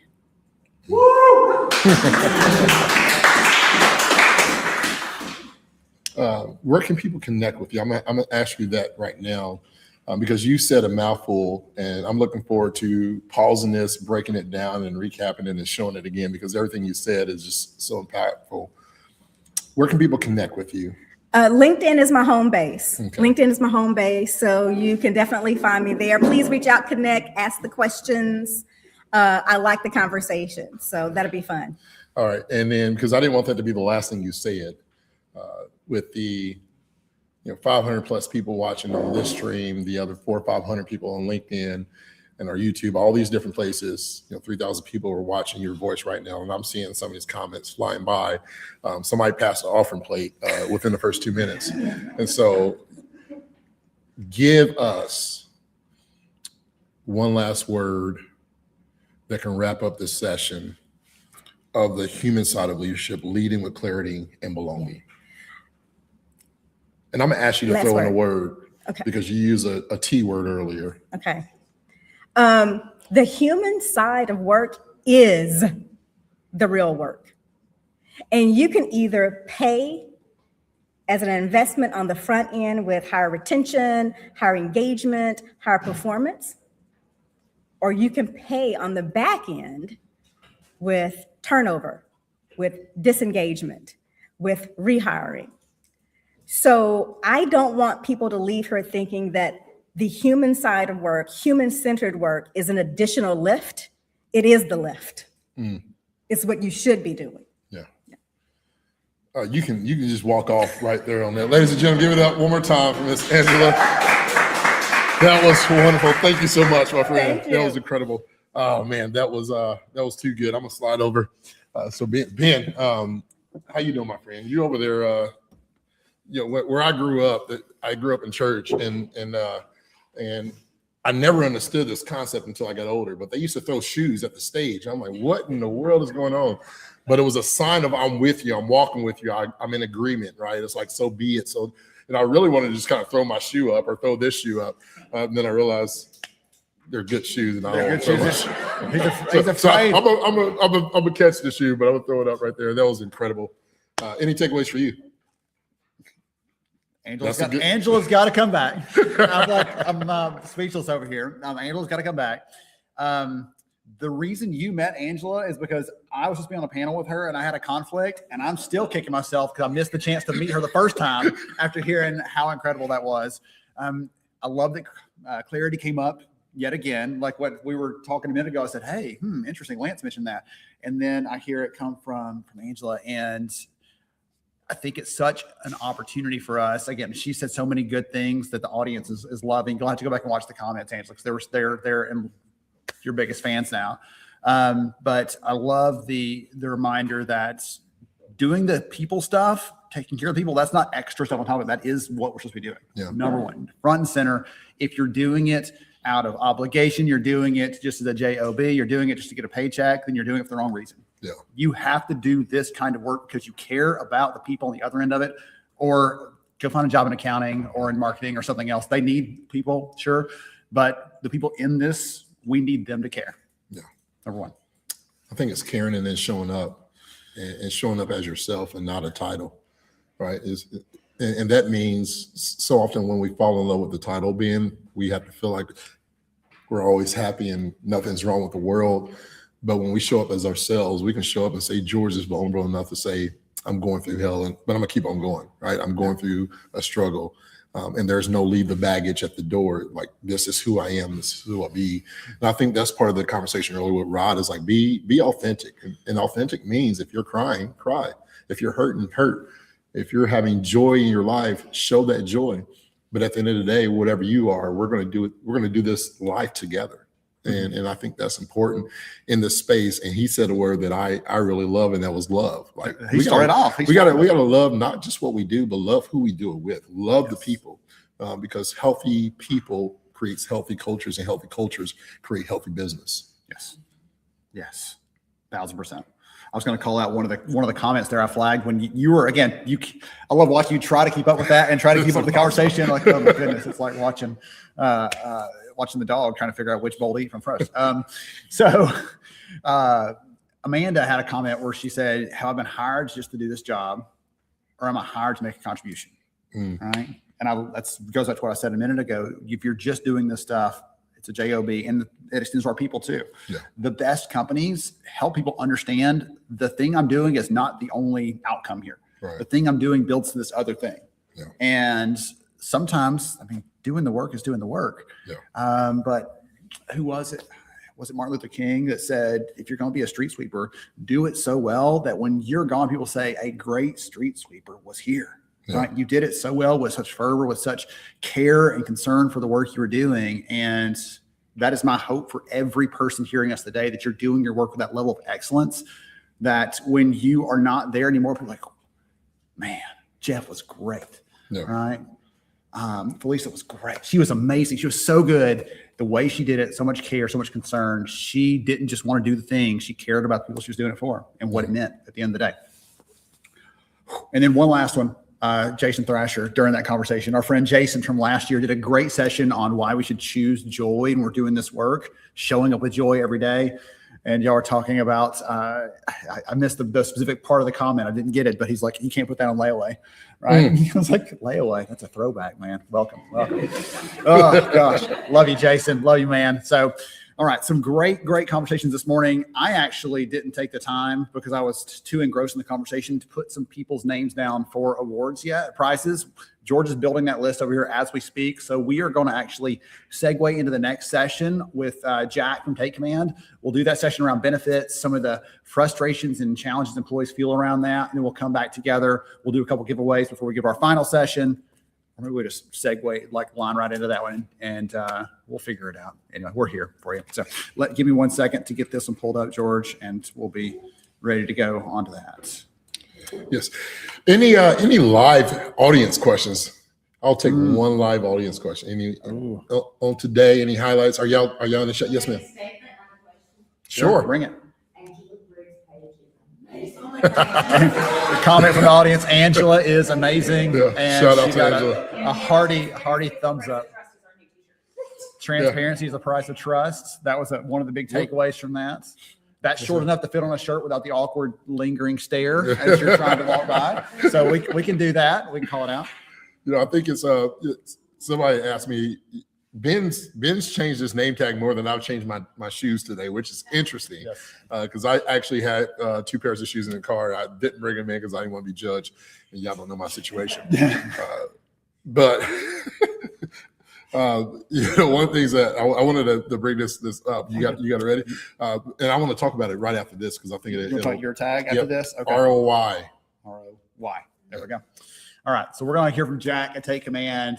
They're one of our partners for the event today around benefits. If you came to our event back in January around some myths at work, we talked about the myth of some of the myths around employee benefits. And so Jack's back. We're going to talk about some of the data they've collected, how your people feel about the benefits they have right now.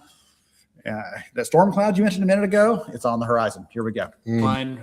So if you joined us for our January summer school kickoff, I know summer school, January. Jack was just commenting a minute ago before we started recording. He's like, it's finally summer. Yes.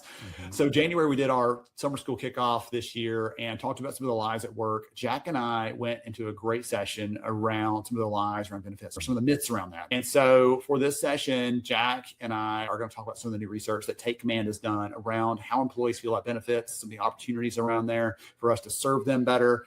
And Jack and I share that same vision for using benefits as a way to help people, to help their families, and to help them stay connected to the business. So Jack, welcome back. Glad you're here.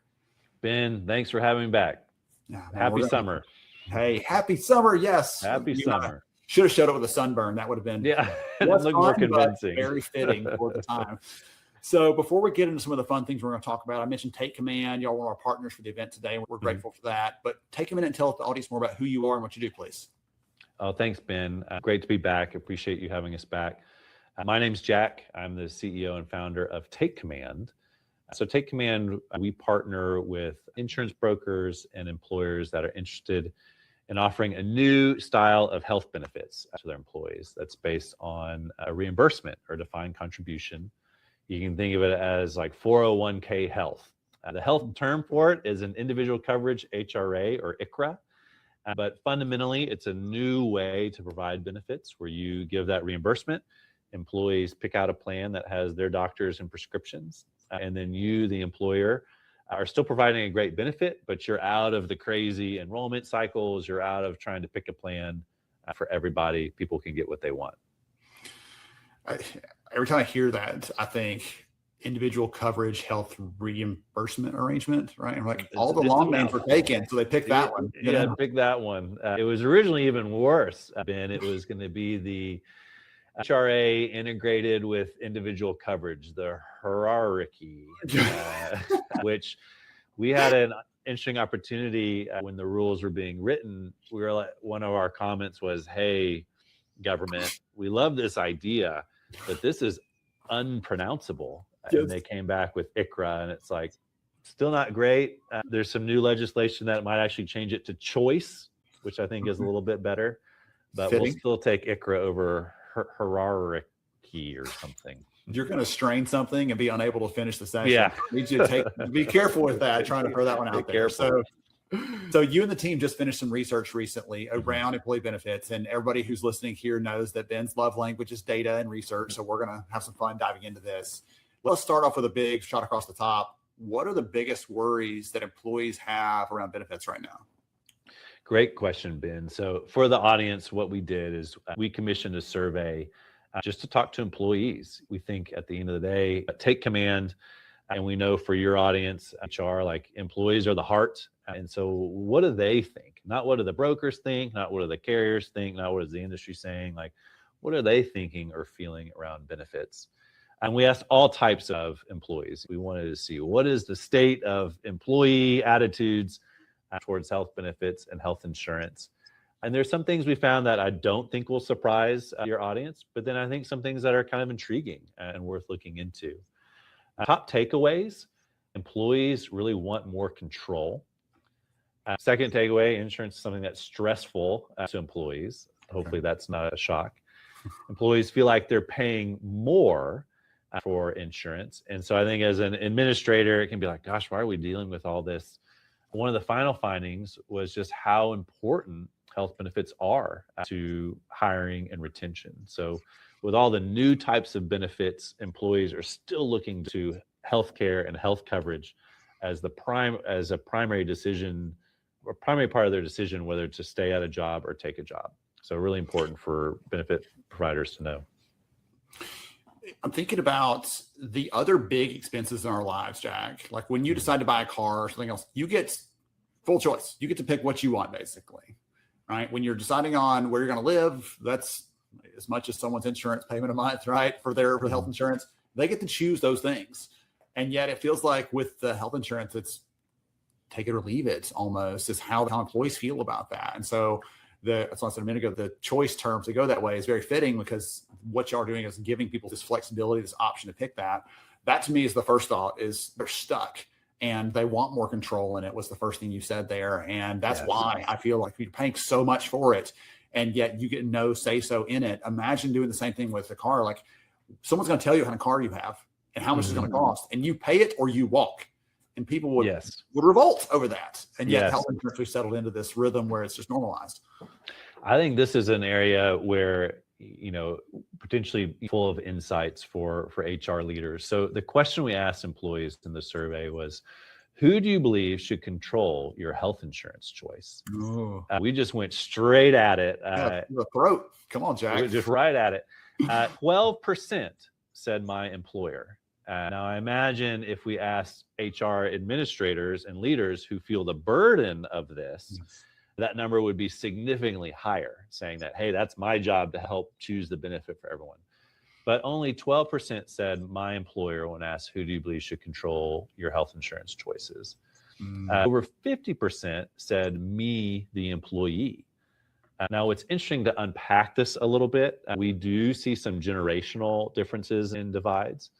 Not to over stereotype generations, but a lot of employers now are like us. We love Gen Z, but we're trying to figure them out in the workplace, that sort of thing.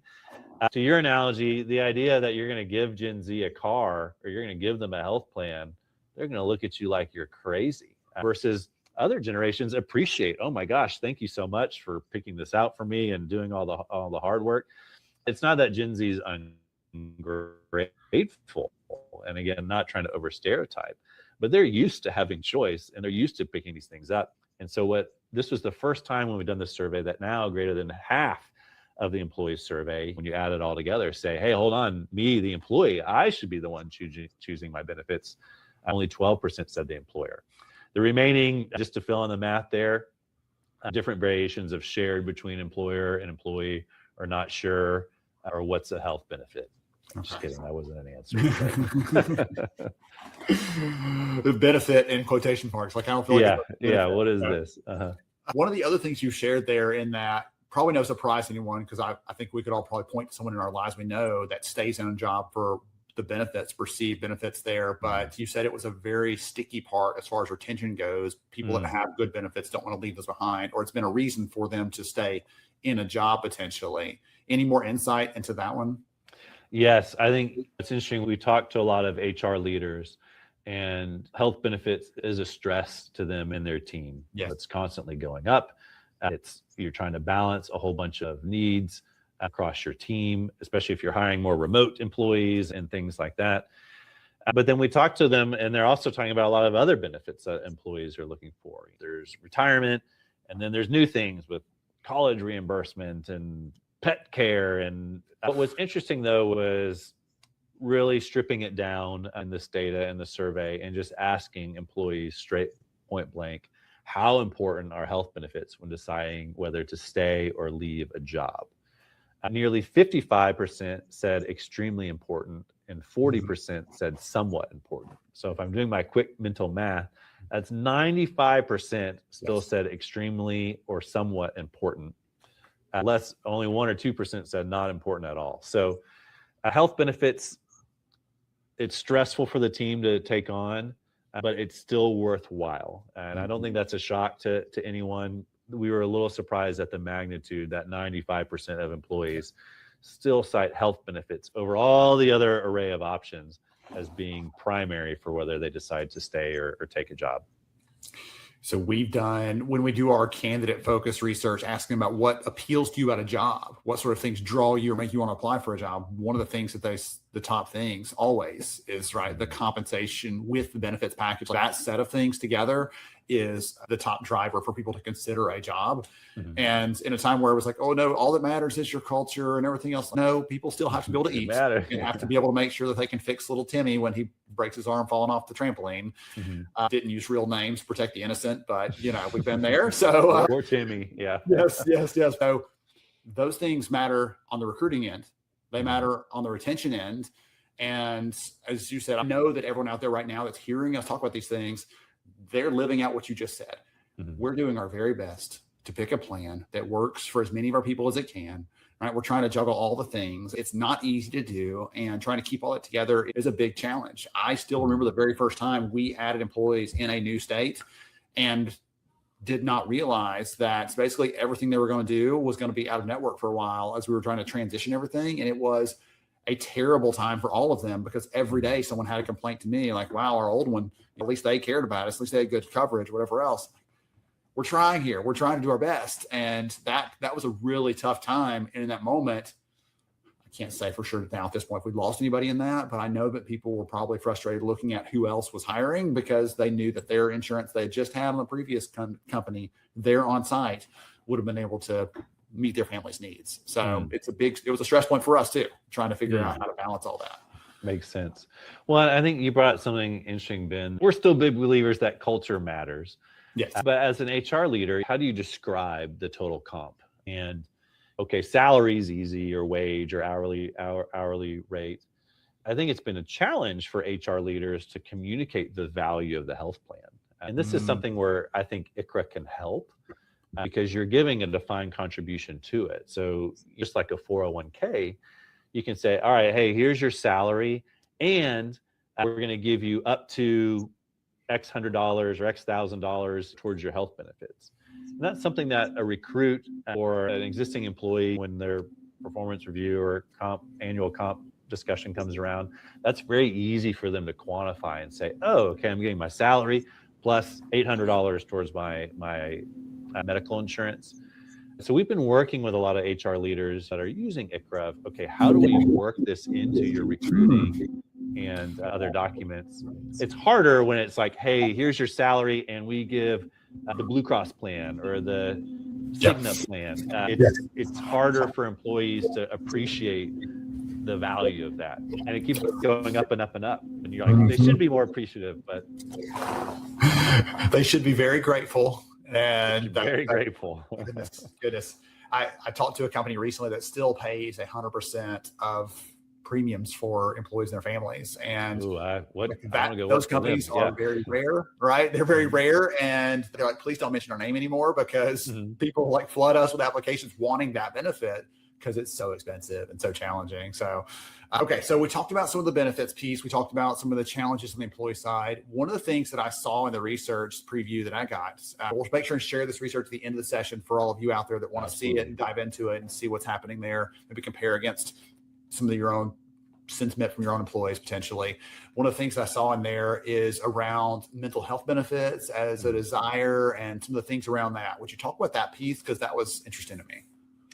Yeah, mental health is interesting. I think the toll benefits can take on people's mental health, but also mental health coverage. And again, I think it's very positive. There's been a lot of growth and awareness around mental health across all generations, but especially with younger ones too.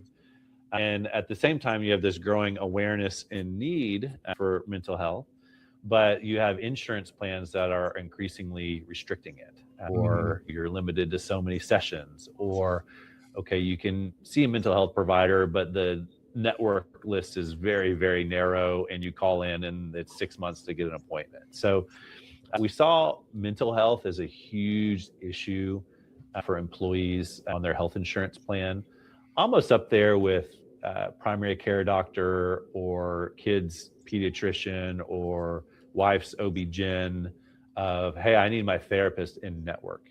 And an increasingly frustrating situation where even with very fancy group plans that cover 100%, even PPO style plans, it can be very hard to find mental health professionals in network.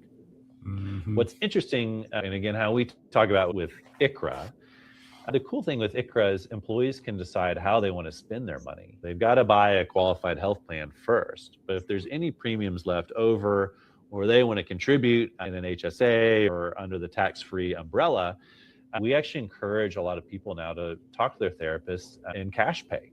The reality is if you go once a week or once a month, depending on the therapist, it's anywhere from $80 to $150. You would only really need it on your insurance if you were going to bust your deductible or come close to your max out of pocket.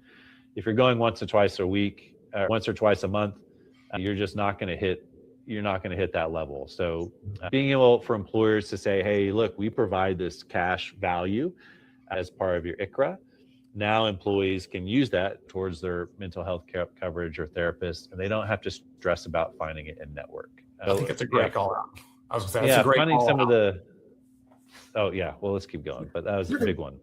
Okay, I was going to say the piece there around that, we as a family had never had anything beyond just the normal pediatricians and all the other sorts of things. And when we adopted our daughter last year, we've gotten into needing therapy for speech and for or OT and for all these other sorts of things, and to help her out. And that exposed us to that whole world we had never touched before. And I was like, this is its own full-time job, trying to keep up with and manage that and figure out where's the best provider and who does this. And can they get us, as you said, like, sure, we can take care of her in 6 months. Like, well, that's not going to be help. good. So having to pay for those things was a new challenge for us as someone who used to run our health plan. And I was like, oh, wow, this gives me a whole new appreciation for people who have had to struggle with this, who I tried to feel their pain, couldn't feel their pain. And now on the other side of that, I'm like, wow, so much empathy for all of our employees who had to deal with that and try to fit it into what we were offering. Oh, it's tough. And we, so similar, I have a son on the autism spectrum. So we know all about speech, ABA. Yep. And here I am, an insurance professional. The greatest thing I did mentally for my own mental health and my wife's was decide, hey, we're not going to try to fit this under insurance anymore. We were trying to work it into a group plan or individual plans, and you're just so limited in coverage and in providers. Being able to say, hey, you know what, let's find a way to put tax-free dollars, if that's under the ICHRA or an HSA, because then we can work with the providers that we've gotten to know over time and know our son and it works well. And we don't have to worry about filing things. And the irony is that therapists like that too. They don't want to have to file for insurance and get a lower reimbursement rate. They'd rather just take a cash payment. So that can feel very extreme or nerve-wracking to people, but it's a real strategy. And I think it will see, the survey did not go into this, but I think we'll see more people purchase health benefits outside of their insurance as things go forward. You think about therapy, GLP-1s are another great example. They're awesome. Everyone's getting skinny and healthy, but it's driving up healthcare costs. If you buy it through your health plan, it's several $100s, or you can get a Hims or Hers subscription and get it much more affordably. So I think we're going to, things like direct primary care, telemedicine, we're just going to see things move outside of insurance. And again, as an HR leader, that's where being able to provide this defined contribution reimbursement value becomes so powerful to employees, because that's tangible money they can see as part of their total comp, and they can go deploy it on exactly what they need. Yes. And for that young couple with no kids yet, they don't have to spend it on all these other things. They get to spend it however it best meets their needs, right? So I love the flexibility of that. So I told everybody we're going to make sure we're going to drop the QR code here so you can scan that and go see the research. You can also reach out to the team, Take Command. What's the best way to do that, Jack? TakeCommandHealth.com is our website. We got some contact forms. We love to connect with employers.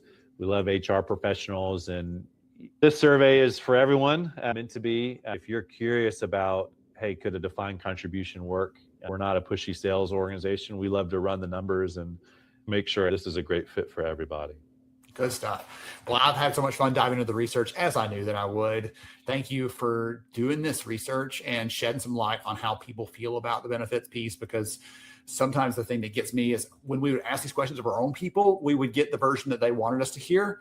And in this case, these people had no incentive to answer a certain way or another. They just got to answer openly and honestly. And so I would compare that kind of stuff against how our own employees are talking about benefits. And as I mentioned earlier, so you can all check that research out. We'll pop the QR code here on screen so you can do it. Thank you again, Jack, for the time today, for coming back and joining us. I love talking, nerding out on the benefit stuff. It was not the thing I loved when I was an HR leader, but for these sorts of cases, like really treating your employees well, as you've talked about a couple of times, that's what I can get behind and how we can use these effectively. So to all of you out there, stay tuned for more Good Summer School coming right up. Oh, hold on a second. Bring us back full screen. We were tiny, Camaria. We were little bitty. All right. This is not George. This is Camaria. So I know everybody's a little bit confused there. She's wearing the correct shirt. So there we go. So Camaria, as I was listening to the conversation back with Jack, some things that I saw here in the chat from the audience reminded me of how much this connects to some of the other topics today. It was like a hardcore talk about benefits, and I saw a lot of conversation about how people were trying to address that. But then I saw people saying, like, we have to think about the mental health side of this. We have to think about the women's fertility benefits. We have to think about, right, Jack and I talked about our children who are autistic and their different needs. And so it like goes back to that human core of this is not just about the nuts and bolts of a benefits plan or whatever, but seeing the people, knowing your people, and connecting what matters to them. Yeah, and realizing that work is life and life is work, right? We're not just sort of these machines that come to work. We're people who have these big, full lives, and the extension of that we bring to work with us. So caring for employees is not just like the meaningful work part, it's giving them the mechanism to care for their whole life. And I think that's the important part that we sometimes miss, but it's, we're trying to care for our whole lives. That's why we do it. That was heavy. I'm trying to move past that. I was going to transition, and I couldn't think of anything good to piggyback off of that. So I have you here to do something we've never done with summer school before. I know. You know what that is. So for the audience out there, George or I are the ones who interview everyone for summer school. And I asked Camaria, I saw her just a few short weeks ago at an event. Her first question was, where's your son? Because he was more fun to me last time and he wasn't there. So she was a little disappointed it was just me, but we were talking about summer school coming up. And I said, would you be willing to be one of our guest interviewers, like be part of the community? Because she's someone that I know, love, and respect. And she, of course, said yes, which is why she's here. So we're going to have Allison come up, and y'all are going to talk about how people are more than robots. Yes. Which you sort of touched on just briefly there after that wrap. So I'm going to get out of the way, let Allison come in, and let y'all get going. Yes, bring my new best friend in. Hi. Hello again. Hi, everyone. So I think it's so important to kind of share a little context that Ben put us together, and we had a little bit of time to kind of work on our conversation. And right away, we had so much in common. And I was like, oh, we're soul sisters. Agreed. We are the same person in different fonts. So I have enjoyed getting to know you so much in just a short amount of time. But for the watchers and viewers who don't know you, would you please introduce yourself and tell us a little bit about you? Of course, yeah. So I'm Allison Smart. I am the Director of HR for DocuMotion Research. And the simple way is we make the sticky receipt paper on your Starbucks cup. So anytime you go through a drive-through, you probably use my product, which is fantastic. But I always love meeting kindred spirits, people who are just on fire about the fact that fundamentally at the end of the day, we are humans, and we have to recognize and respect that every time we walk in the building and every time someone that we work with walks in the building. It is so important to be able to bring not only yourself, but every person around you to the building every single day. So we honestly were basically almost late to come back into the room this morning to join all of our fellow peers here because we were just jamming outside. We have a picnic table. We were going. I looked down and was like, oh, we have 1 minute to get back inside this building. We need to walk that direction. So it was delightful to just spend that time in the sun with you this morning. Oh, yeah. And chatting about, beyond robots and how That we show up it's as human at human. work. And you know what's so funny is I think what stood out to me from our conversation was where we started in that we first started talking about like, what is work to humans? Like, why do we work? I mean, I know that none of us, there's that saying where someone's like, what is your dream job? And there's that voice that sounds like Eartha Kitt that goes, I don't have a dream job. I don't dream of labor. Yes. Right. Yes. But like we come to work. And I think it's so important to just stop and talk about like, why do humans work? Why do we do this every day? Agreed. You have to be wholeheartedly present for it. Someone said earlier today in the chat, it's not just about the physical human in a chair, right? It's about the actual heart of the work. And that's your engagement portion, right? The retention is the person physically sitting in the chair, but the engagement is someone who's actually understanding and bringing their heart, their mind to their work every day. And so it should feed part of your soul, but fundamentally, you and I talked about this morning, we got bills. You have a mortgage, you have rent payments, you have children, you have aging parents, you have a serious medical issue, you have things that you are required to have money to solve. And so how do you make sure that you are using the natural advantages and skills and enjoyment and joy of the people in your building to feed them and get the best from their brain every time that they are going to be partnering with you or partnering with another member of the team? Yeah. And I think that pulls us back to even the session we just heard about benefits and maternal health and things we just talked about, is that people come to work because they have all of these obligations and all these people they want to care for, or they just want to self-actualize. I'm a nerd. I love my work. I love doing my work. Like you can find me with my sticky notes and things that I use, Yes. but it's for some of us, it fulfills us, and work has to be a combination of those things. We are finding though that, work used to be like a two-party situation. It used to be the employer and the employee. And now we have this like third entity. We've got AI, we've got bots, we've got more technology entering the workspace. And how do you think that's changing work for people and the relationship even between employers and employees? Yeah. The employer-employee relationship or contract, whatever you want to say, we've all felt it's been some form broken. Yeah. Right. We have not consistently shown up with the same formula at work that we historically have had access to. And so our productivity has made enormous strides over the last several decades, but the experience of work has not made that same exponential increase. Yeah.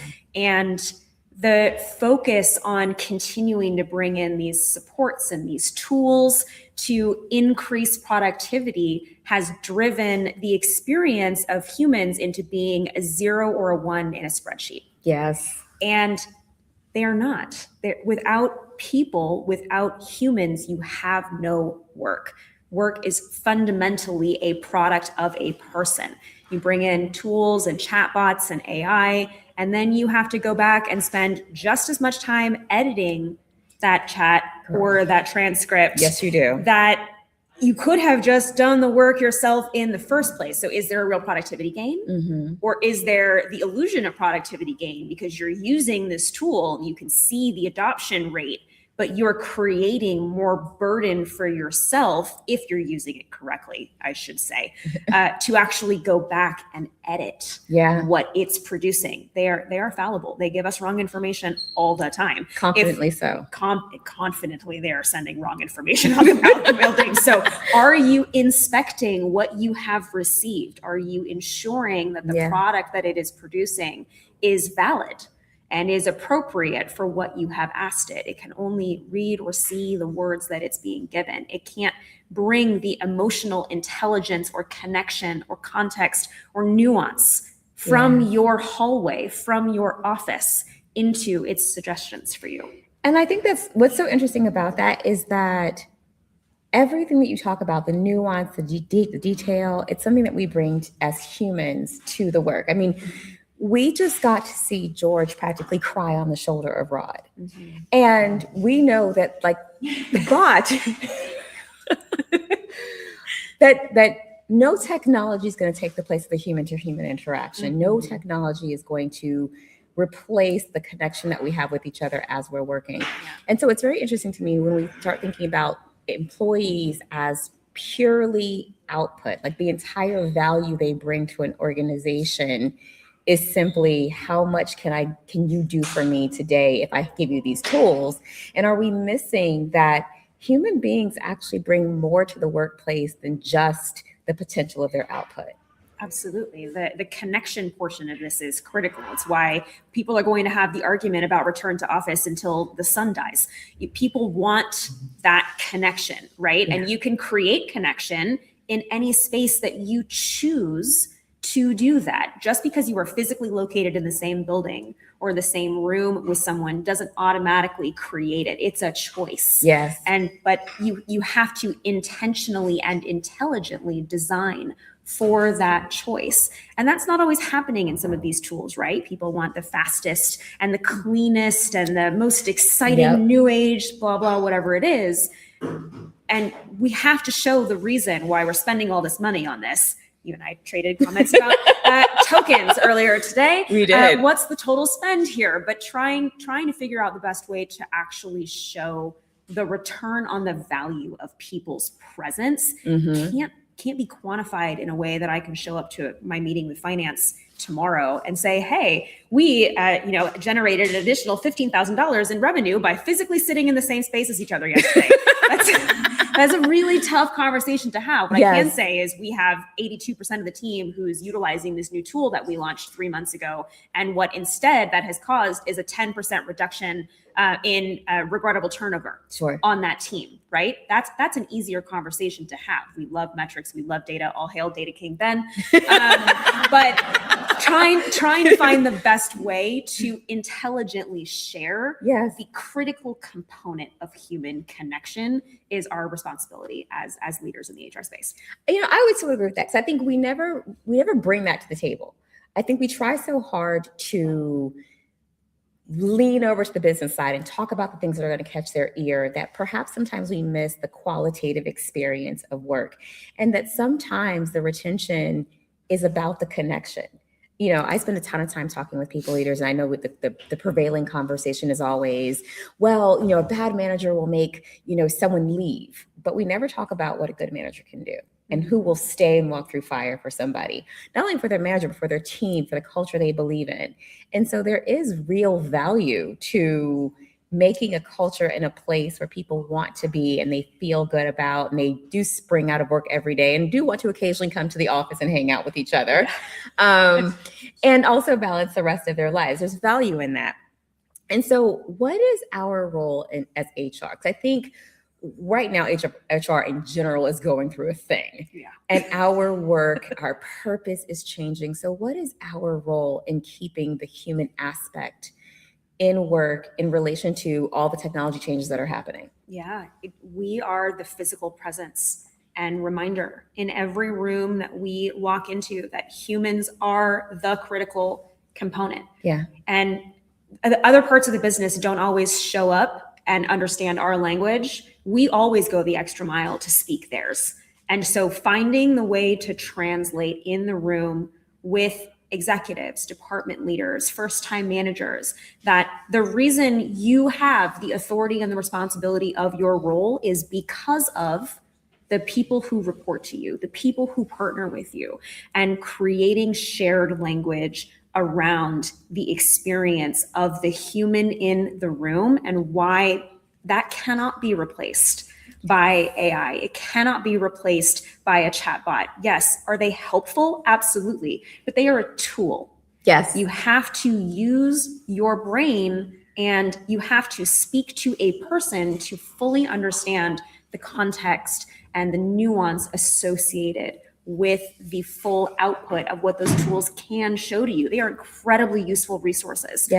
But they are not the only resource that should be in the room, because they should not be making the decisions that humans should be making. We should still be in charge. I am not ready to defer to our robot overlords just yet. I wanted Rosie from the Jetsons. I didn't want robots to come in and start making all of my decisions in life. I want agency. Yes. I want the ability to show up and understand that my expertise and my opinion on this subject from 10 years in the people space will be heard and taken seriously and given a level of authenticity with my voice that cannot be found in an LLM. Yes, because I want to go back to what you just said, because in the crux of, we're watching these graduations, right? Or watching young people graduating from college. We're watching CEOs stand on stage and talk about AI. We're watching them getting booed. Yeah. Right. And there's something in watching young people that are just getting ready to start the work. Mm-hmm. And then those of us who are practically grandmas who've been here forever, right? But we have the experience, the expertise, the nuance. I remember sort of being at a conference and somebody said, if you want to know the real answer to something, there is somebody down some hallway named Helen who knows when, why, what, mm-hmm. knows all the information, all the receipts. She has all of the context and the information. Yes. Yes. And so, like, how do we continue to value the experience that humans have had to know the nuance and know the detail and to explain that is different than, yes, like these large language models can hold lots of information and processes and they can automate things, but they don't have the richness of the detail and the experience to know why something is or is not the right answer. Yeah. How do we communicate that? Yeah, absolutely. I just attended Leap HR Total Manufacturing a handful of weeks ago in Austin. This is my first time in a manufacturing industry position. So I love to surround myself with leaders who've been in this space longer than I have. And I can't tell you the number of times this exact topic came up in those 3 days when I was in Texas. And really trying to figure out what is the best way to download that institutional knowledge from someone's brain. Right? Mm-hmm. Because that is a critical piece of the puzzle in any war on talent environment, right? I think like we've been talking about the war on talent longer than I have been an adult. I graduated from high school almost right at the end of the peak of the housing crisis. Okay. And so I wasn't quite sort of emerging into the total terrible job market that was happening in 2008. But I got to watch a lot of my friends do that from older siblings. And I got to watch my parents suffer through that. And everything is going to change consistently. We should expect that. But how you respond to those changes and how you are equipped to deal with that change, right? Resourcefulness and adaptability becomes a critical piece of the puzzle. Do you sit paralyzed with fear, or do you find something that speaks to you and make a niche experience for yourself? And I think the opportunity for these future generations that are coming in the building is to find those mentors within the company. I'm not going to say elders. Find those people with the knowledge. Find the people who have that download of information, the people who have been here 15 years, 30 years in this space, and pick their brain, ask them questions, be curious. Yes. We don't show up with a level of curiosity anymore. Our society has been programmed for instant gratification. Yes. We want things immediately. We want things to be present and shown up for us all of the time. We want all of the details and information and questions laid out for us. The intellectual curiosity to show up and say, help me with this. I want to understand. To Ben's point earlier, seek to understand first to be understood, right? Creating the opportunity for yourself to understand those smaller nuances and carry forward that historical information. On the other side of it, the most expensive sentence in business is, but we've always done it this way. So you have to make sure that the information that's being carried forward still makes sense. And if you could teach it to a chat, you could teach it to your LLM, and it's going to continue to provide that information. But is it going to really inspect what's working in your business? Can it help refine what that knowledge actually continues to bring forward for your organization as well? Yeah. And will it know all of the contextual information? I think about, when I was first joining an organization, just sage advice that people gave to me that came from their learned wisdom. There's something about humanness. And you and I talked about this.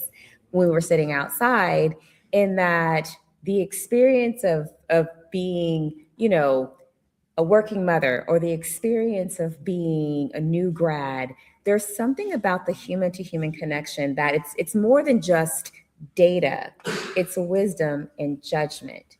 And that comes from the human experience. And so it's so important to make sure that people keep having experiences and not just go to the bots and not just ask the questions. So what is the responsibility of HR to design? Because you use the word design, and it's a word that we don't always kind of lean into, but how do we design the right workforce or the right work experience that both lets us take advantage of technology and take advantage of automations and all the things it does for efficiency, but also designs it so that we're still critically thinking human beings who can share experiences with each other? Have conversations. Right. You have to speak to people to understand what you're solving for to begin with. We've talked a lot about today. Do you actually know the problem you're solving for? Yes. And so creating the opportunity to sit down and have conversations across the entire scope of the company. It's not just the one corner of the business that you work the closest with, right? It's every department should have tools and resources and policies that work for them. It's not just the policy that works exclusively for the sales team and everybody else gets to deal with it. It has to work for everyone. It can't just work for us as HR leaders. It can't just work for the software engineers if you're in the tech industry. It can't just work for my operators who run our lines, who are responsible for making our product every single day. If they don't show up to work, can we run our lines efficiently? That's a formula. That number has to work. And so having the conversations to understand with each area of the business, what am I solving for your team? Because the answer to that question is not going to be the same for every corner of your business. And creating shared space for everyone across the business to learn from each department. Here's what's working well over here. Here's how we can gather some of the spirit of that and institute a couple different changes in this corner of the business as well. Yeah. We've heard a few times people say, you have to know what good looks like. Ben knows that's one of my hallmarks, right? You have to tell people what good looks like so they can strive toward it. In your view, zone out 20 years. We can't go further than that because everything changes so fast. Agreed. What does good look like in terms of designing the working experience that's still gratifying for employees, that still helps them take care of their families, that still drives business forward? What's the right balance in your mind? What does good look like? Put the dignity back into it. Put the dignity of work back at work. Work has to work for more than just the person whose title says CEO. Work has to work for every person who aspires to own a home. Work has to work for your renters, for your rental property that you own. Work has to work for your friend's little sister who was born when you were a freshman in high school and you have no idea what life is going to look like for her. Work has to work for the people who grew up with different circumstances or different advantages, who grew up in church, who grew up in synagogue, who grew up in different places. Work has to work for everyone. We have to have systems and policies in place that allow every single person to show up and feel like they belong, to Angela's point earlier today. We have to have work that works financially for the majority, not for the minority, right? It has to function as the ability that someone can go to work, contribute something excellent to their company, to society, and come home and not feel stressed about, can I put food on the table for my family? Yes. Do I have good healthcare for my child's needs, for my personal needs? Can I take my dog to the vet today because they tried to eat a tennis ball and they ate half of it and now I need to figure that out? Work has to be able to have enough empathy and enough grace to understand that people are messy. It's how we're wired. We are designed that way to not be this sort of continual expectation of a consistent like autonomous experience, Mm. right? Yes. So creating an environment and designing policies and programs and systems that support the fact that not every person who works for you has the same life. They have different needs, they have different specialty areas, they have different life experiences that train the way that their brain talks to their mouth.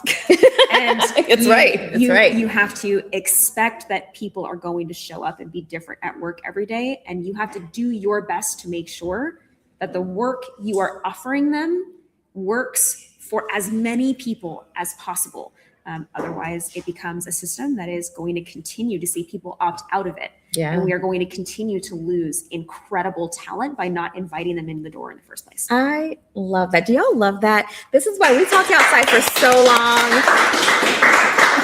I mean, I'm tempted to not let Ben and George come back over here. We're just going to keep going. But you are such an amazing person. I'm so glad that Ben introduced us and that we had the opportunity. If people want to get to know you and become also your soul sister, how can they reach you? Yeah, you can find me here in the Nashville metro area.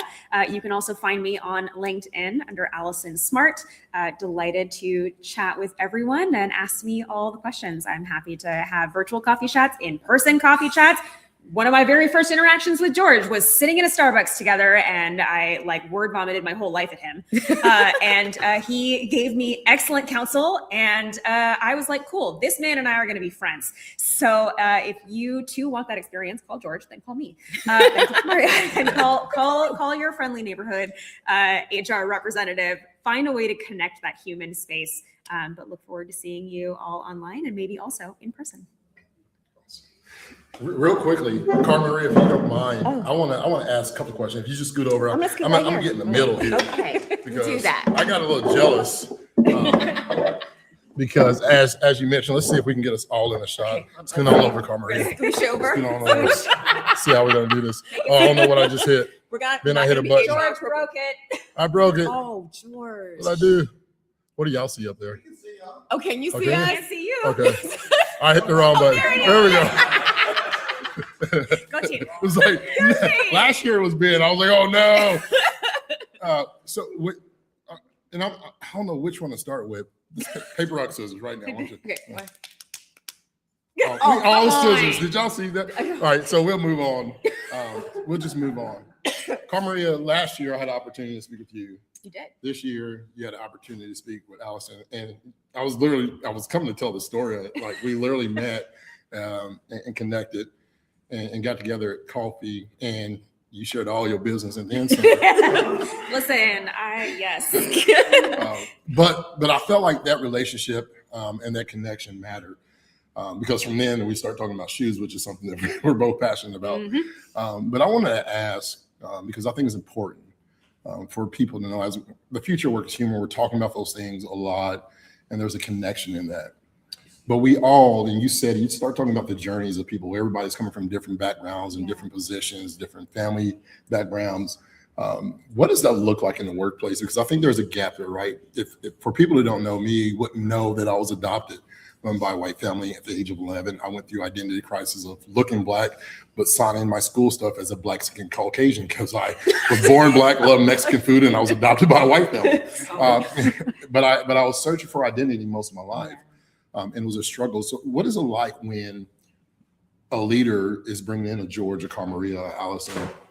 We have the same purpose in what we do, but we're coming from different areas. And that's a struggle for leaders to be able to deal with because you never know whose shoes, we can't walk in each other's shoes. Mm-hmm. Right, Carmaria, can you just 1 minute and then just literally a 60-second on walking in somebody else's shoes? But how do leaders bridge that gap of different, diverse lifestyles and individuals?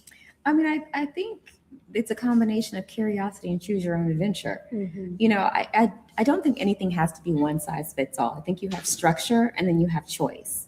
I always like to say core plus more.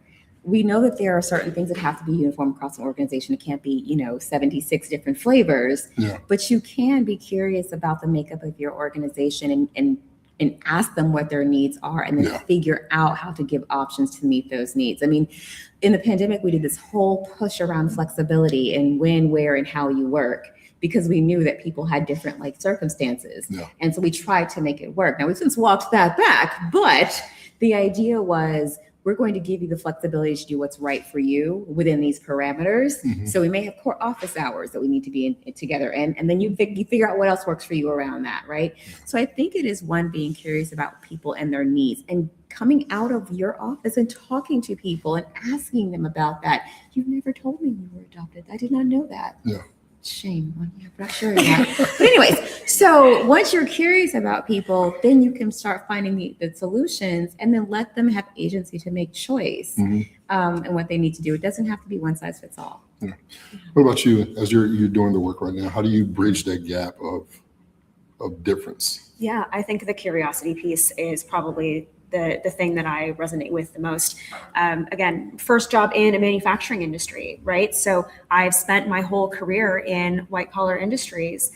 That doesn't change the fact that every day I start a new conversation with an employee. And it could be someone who's been in my office a million times in the year and some change that I've been in my role. Or it could be someone who's never felt safe to leave the floor to come and talk to me. Right? Having the opportunity to just ask questions. Now, that person may choose to share or not. I obviously chose to share with George. Yeah. Some people may feel that confidence and that trust and security in their own story to be able to share that information. Some people are testing first. They want to see, if they give you something small, what you do with it, right? That transparency piece that we talked about earlier about transparency is the price of trust, right? I will always choose to be transparent if I don't 100% know the answer to something. And I will say, let me work on that and I'll get back to you. And I always follow up with them regardless of what that is, right? Hey, checking in, I don't have an answer for you yet. Here's what I've discovered. Here is my promise in terms of how we can actually create a conversation surround this moving forward, right? So finding that curiosity to open the line of communication and say, hey, I don't have that personal experience because I grew up in a different state than we're in right now, right? I grew up in Southern California. I grew up the child of older parents. I didn't find out until I was 29 that I was adopted. Wow. It's taken a lot of therapy, but having the openness and the willingness to share, you will only start receiving information back if you choose to be vulnerable first. Yeah. And so as an HR leader, I will choose to be vulnerable with my staff. I will choose to be vulnerable with my leaders and say, hey, here's my personal experience. This is what shapes how I'm responding in this moment. You can choose whether or not to share if there's anything that's shaping your response to this right now as well. But this is how I'm showing up in this moment. And here's how I'm showing up. And here is what's causing me to show up in this manner. And I find that invites a lot of people to be able to share that information back with me so that I can have a realistic conversation to bridge that gap where I may not personally know what it felt like in that moment, but I can hear and I can understand and I can find something in my own background that maybe had a similar track experience that shaped me in the same way, even if it wasn't the exact same circumstance that that person experienced.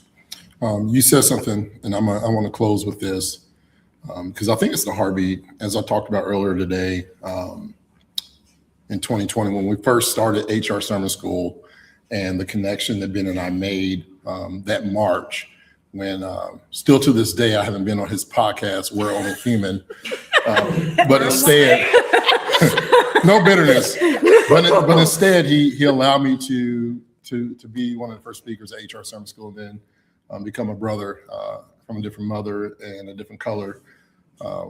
And I really only love him because his daughters and twins make fabulous snacks. Y'all need to get some of those snacks before y'all leave, by the way. But you talk about being vulnerable, and I'm gonna ask you, can you be vulnerable with me right now in the audience? Because just like Ben, just like Carl Maria, we create community around here for people. And you exemplify what it means to not necessarily be able to walk in people's shoes, but to show up as yourself.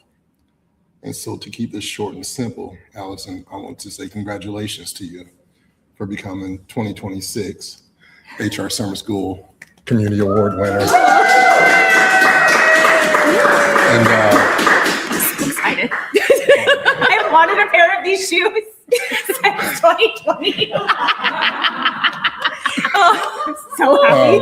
And my husband cannot have them, and he collects Nikes. these shoes are so special that after I designed them, I looked at Ben and I said, we got to order us some too. So this is the first pair of HR Summer School shoes that, they are a size 12, which is what I wear. So if I ever come back to Nashville and need a pair of shoes, we'll do that. But can you just real quickly give the audience what has HR Summer School meant to you since 2020? Yeah. HR Summer School is one of those things that I plan my whole learning year around it. At the first week of June, this is what we do. We spend time together, we better ourselves, we better our community. And I thrive in spaces that allow you to be naturally curious, as long as they have other people who are going to share that curiosity with you, right? It is exhausting to be the only person in the room asking questions. And so to have a conversation with people who are bringing excellent takes and excellent context all the time is so enriching. And every year I walk away with a new human that I want to spend a ton of time with. So shout out, it's going to be you this year. I'm just saying. But it's allowed me to have enormous opportunities in my career because I've been allowed the privilege of spending time with people who are smarter than me and getting to benefit from their experience, from their wisdom. It's allowed me to deepen my connection and my friendship with you, with Ben. I've now gotten to do several really cool things because of this friendships as well. I've gotten to speak at a Disrupt HR event. Ben and I have recorded a session for an upcoming webinar. So it's just allowed me as a leader to really step into and own my expertise in a way that I'm usually not comfortable talking about. But it gives me continued confidence and hope in the future of my career and the future of the fact that HR is human. It's in our title. It's what we do. And as long as there are people, there will be a need for our role. Awesome. So thank you so much. Awesome. I'm so excited. Well, ladies and gentlemen, I really didn't want to hang out with you. I was just trying to get some I'm sure. Our 2025 and our 2026 HR Summer School Community Award winners. It's great to have y'all both in person. But the principal's kicking us out. So you got to take your cheer that away. And you take your shoes that away. And we'll continue after this. Awesome. Allison's going to have to go back and look at all the comments. Thank y'all so much, all the support, all the beautiful things that's going on. Principal Ben forgot his luggage there, but we are going to be coming up on some of our exciting things. Oh, he's brought my laptop back because I forgot my luggage that he was carrying around. So okay. we help each other out. Look at that support, showing up to show out. I threw you over the bus. I would never throw you under. Okay. I don't know what to say to that. It's your job to make me as speechless as many times as you can. Dan and Shay. Okay. Speechless. Okay. You want to get our announcements and things queued up? I know several people are probably going to have to drop off shortly. So let's announce some winners real quick. We got those up, queued up, ready to go. Oh, how about I put those on the screen? Partnership, teamwork, dreamwork, all those things. So we got to go. All right. Tomorrow. So really quickly, I didn't realize this. When you started off today's session with Rod and I heard about that relationship and how much it meant to you, I had no clue that the first session tomorrow was the person who did that for me. Wow. So tomorrow, the first session, Christine was the person who took a chance on me when I got into HR all those years ago. And so I asked her if she'd come back and do a session with me, and she was gracious enough to say yes. So we'll do our first session tomorrow with Christine. We have Ken from Hi Bob. We are like data bros. We love talking about all the numbers and everything else and how we can use those things for better. Abit, it's with you. You're gonna have some fun conversation there. So great sessions tomorrow. Lots more inspiration, more encouragement, more insight into how we can do this work well. I love the sessions like we get from Angela. One of our attendees had to leave. She said, she better be back. Like, she warned me that Angela better be coming back. But we also have some really hardcore fundamental nuts and bolts sessions around the core things HR has to do, right? Lance and I talked about hiring. Tomorrow we're going to be talking about some other things on the hiring front. We're talking about how we can think about AI in a way that's very practical and useful for us and not in a way that it's up on a pedestal and humans are down here. Yeah. Having to build the right skills. So good sessions tomorrow and on Thursday. Don't you wait. So George and I speak occasionally, apparently. We do this.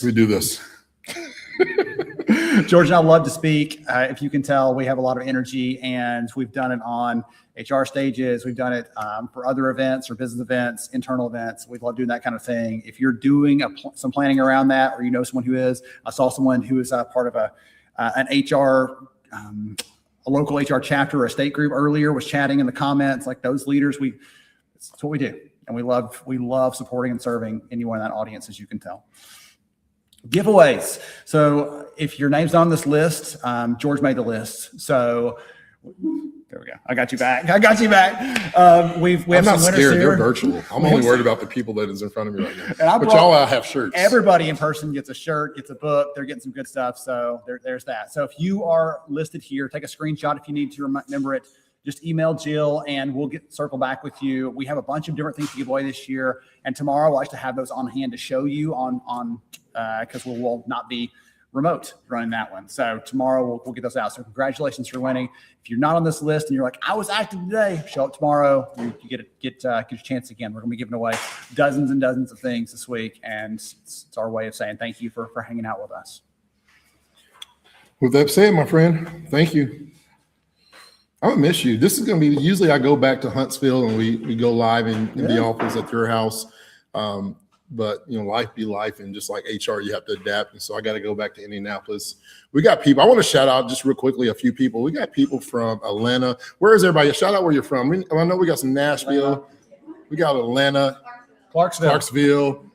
We got Carmen all the way from Orlando, Florida. We got Wisconsin in the house representing the state of. We got San Antonio, Texas in the house. And so shout out to all the people that are here in person. And of course, our local Nashville people. I also want to shout out Alexis. I changed my shirt for Coffee Bros. If you're in the Nashville area, go up to Springfield. Alexis provided us with some drinks, some small sliders and things of that nature. Her and her team, she does incredible work with the community there, schools there. Also, Nashville Tech Commons for allowing us to use this facility. Esther Recycling Solution, Rock McDaniel taking care of that and putting us in this beautiful facility. Maybe tomorrow we can talk about where we should go next year. Maybe earlier, audience, maybe bigger. Put it in the chat if you're still with us. Put it in chat where you think we should show up next year. We'll start it today. And maybe we'll do a poll tomorrow. But 2027, I'm already thinking about it. 2027, Chicago, Texas. I can't think Florida, about it until we are starting Hawaii, day 3. We got to be at least 2/3 of the way through this. A cruise ship. Oh my I word. do, Jeff. There's a lot of places we could be. Here we go. But wherever we go, we will be with friends. We'll be with a community that cares about doing right by the people, and we'll be with people that are thinking about the future of work being a very human one. So we're grateful for all of you for spending time with us today. We look forward to seeing you all tomorrow. Thank you so much. 3, 2.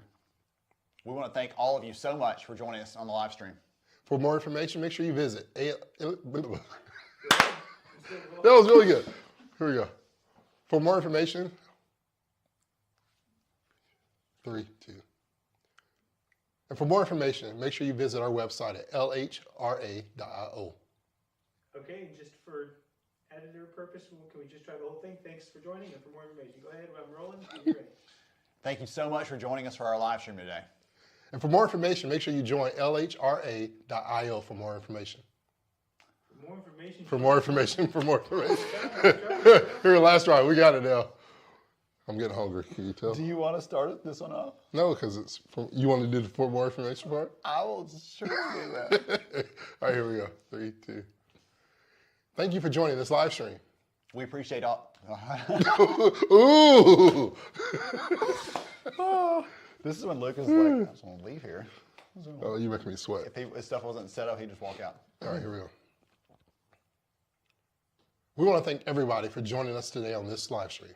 For more information, you can find our website at lhra.io. Nice.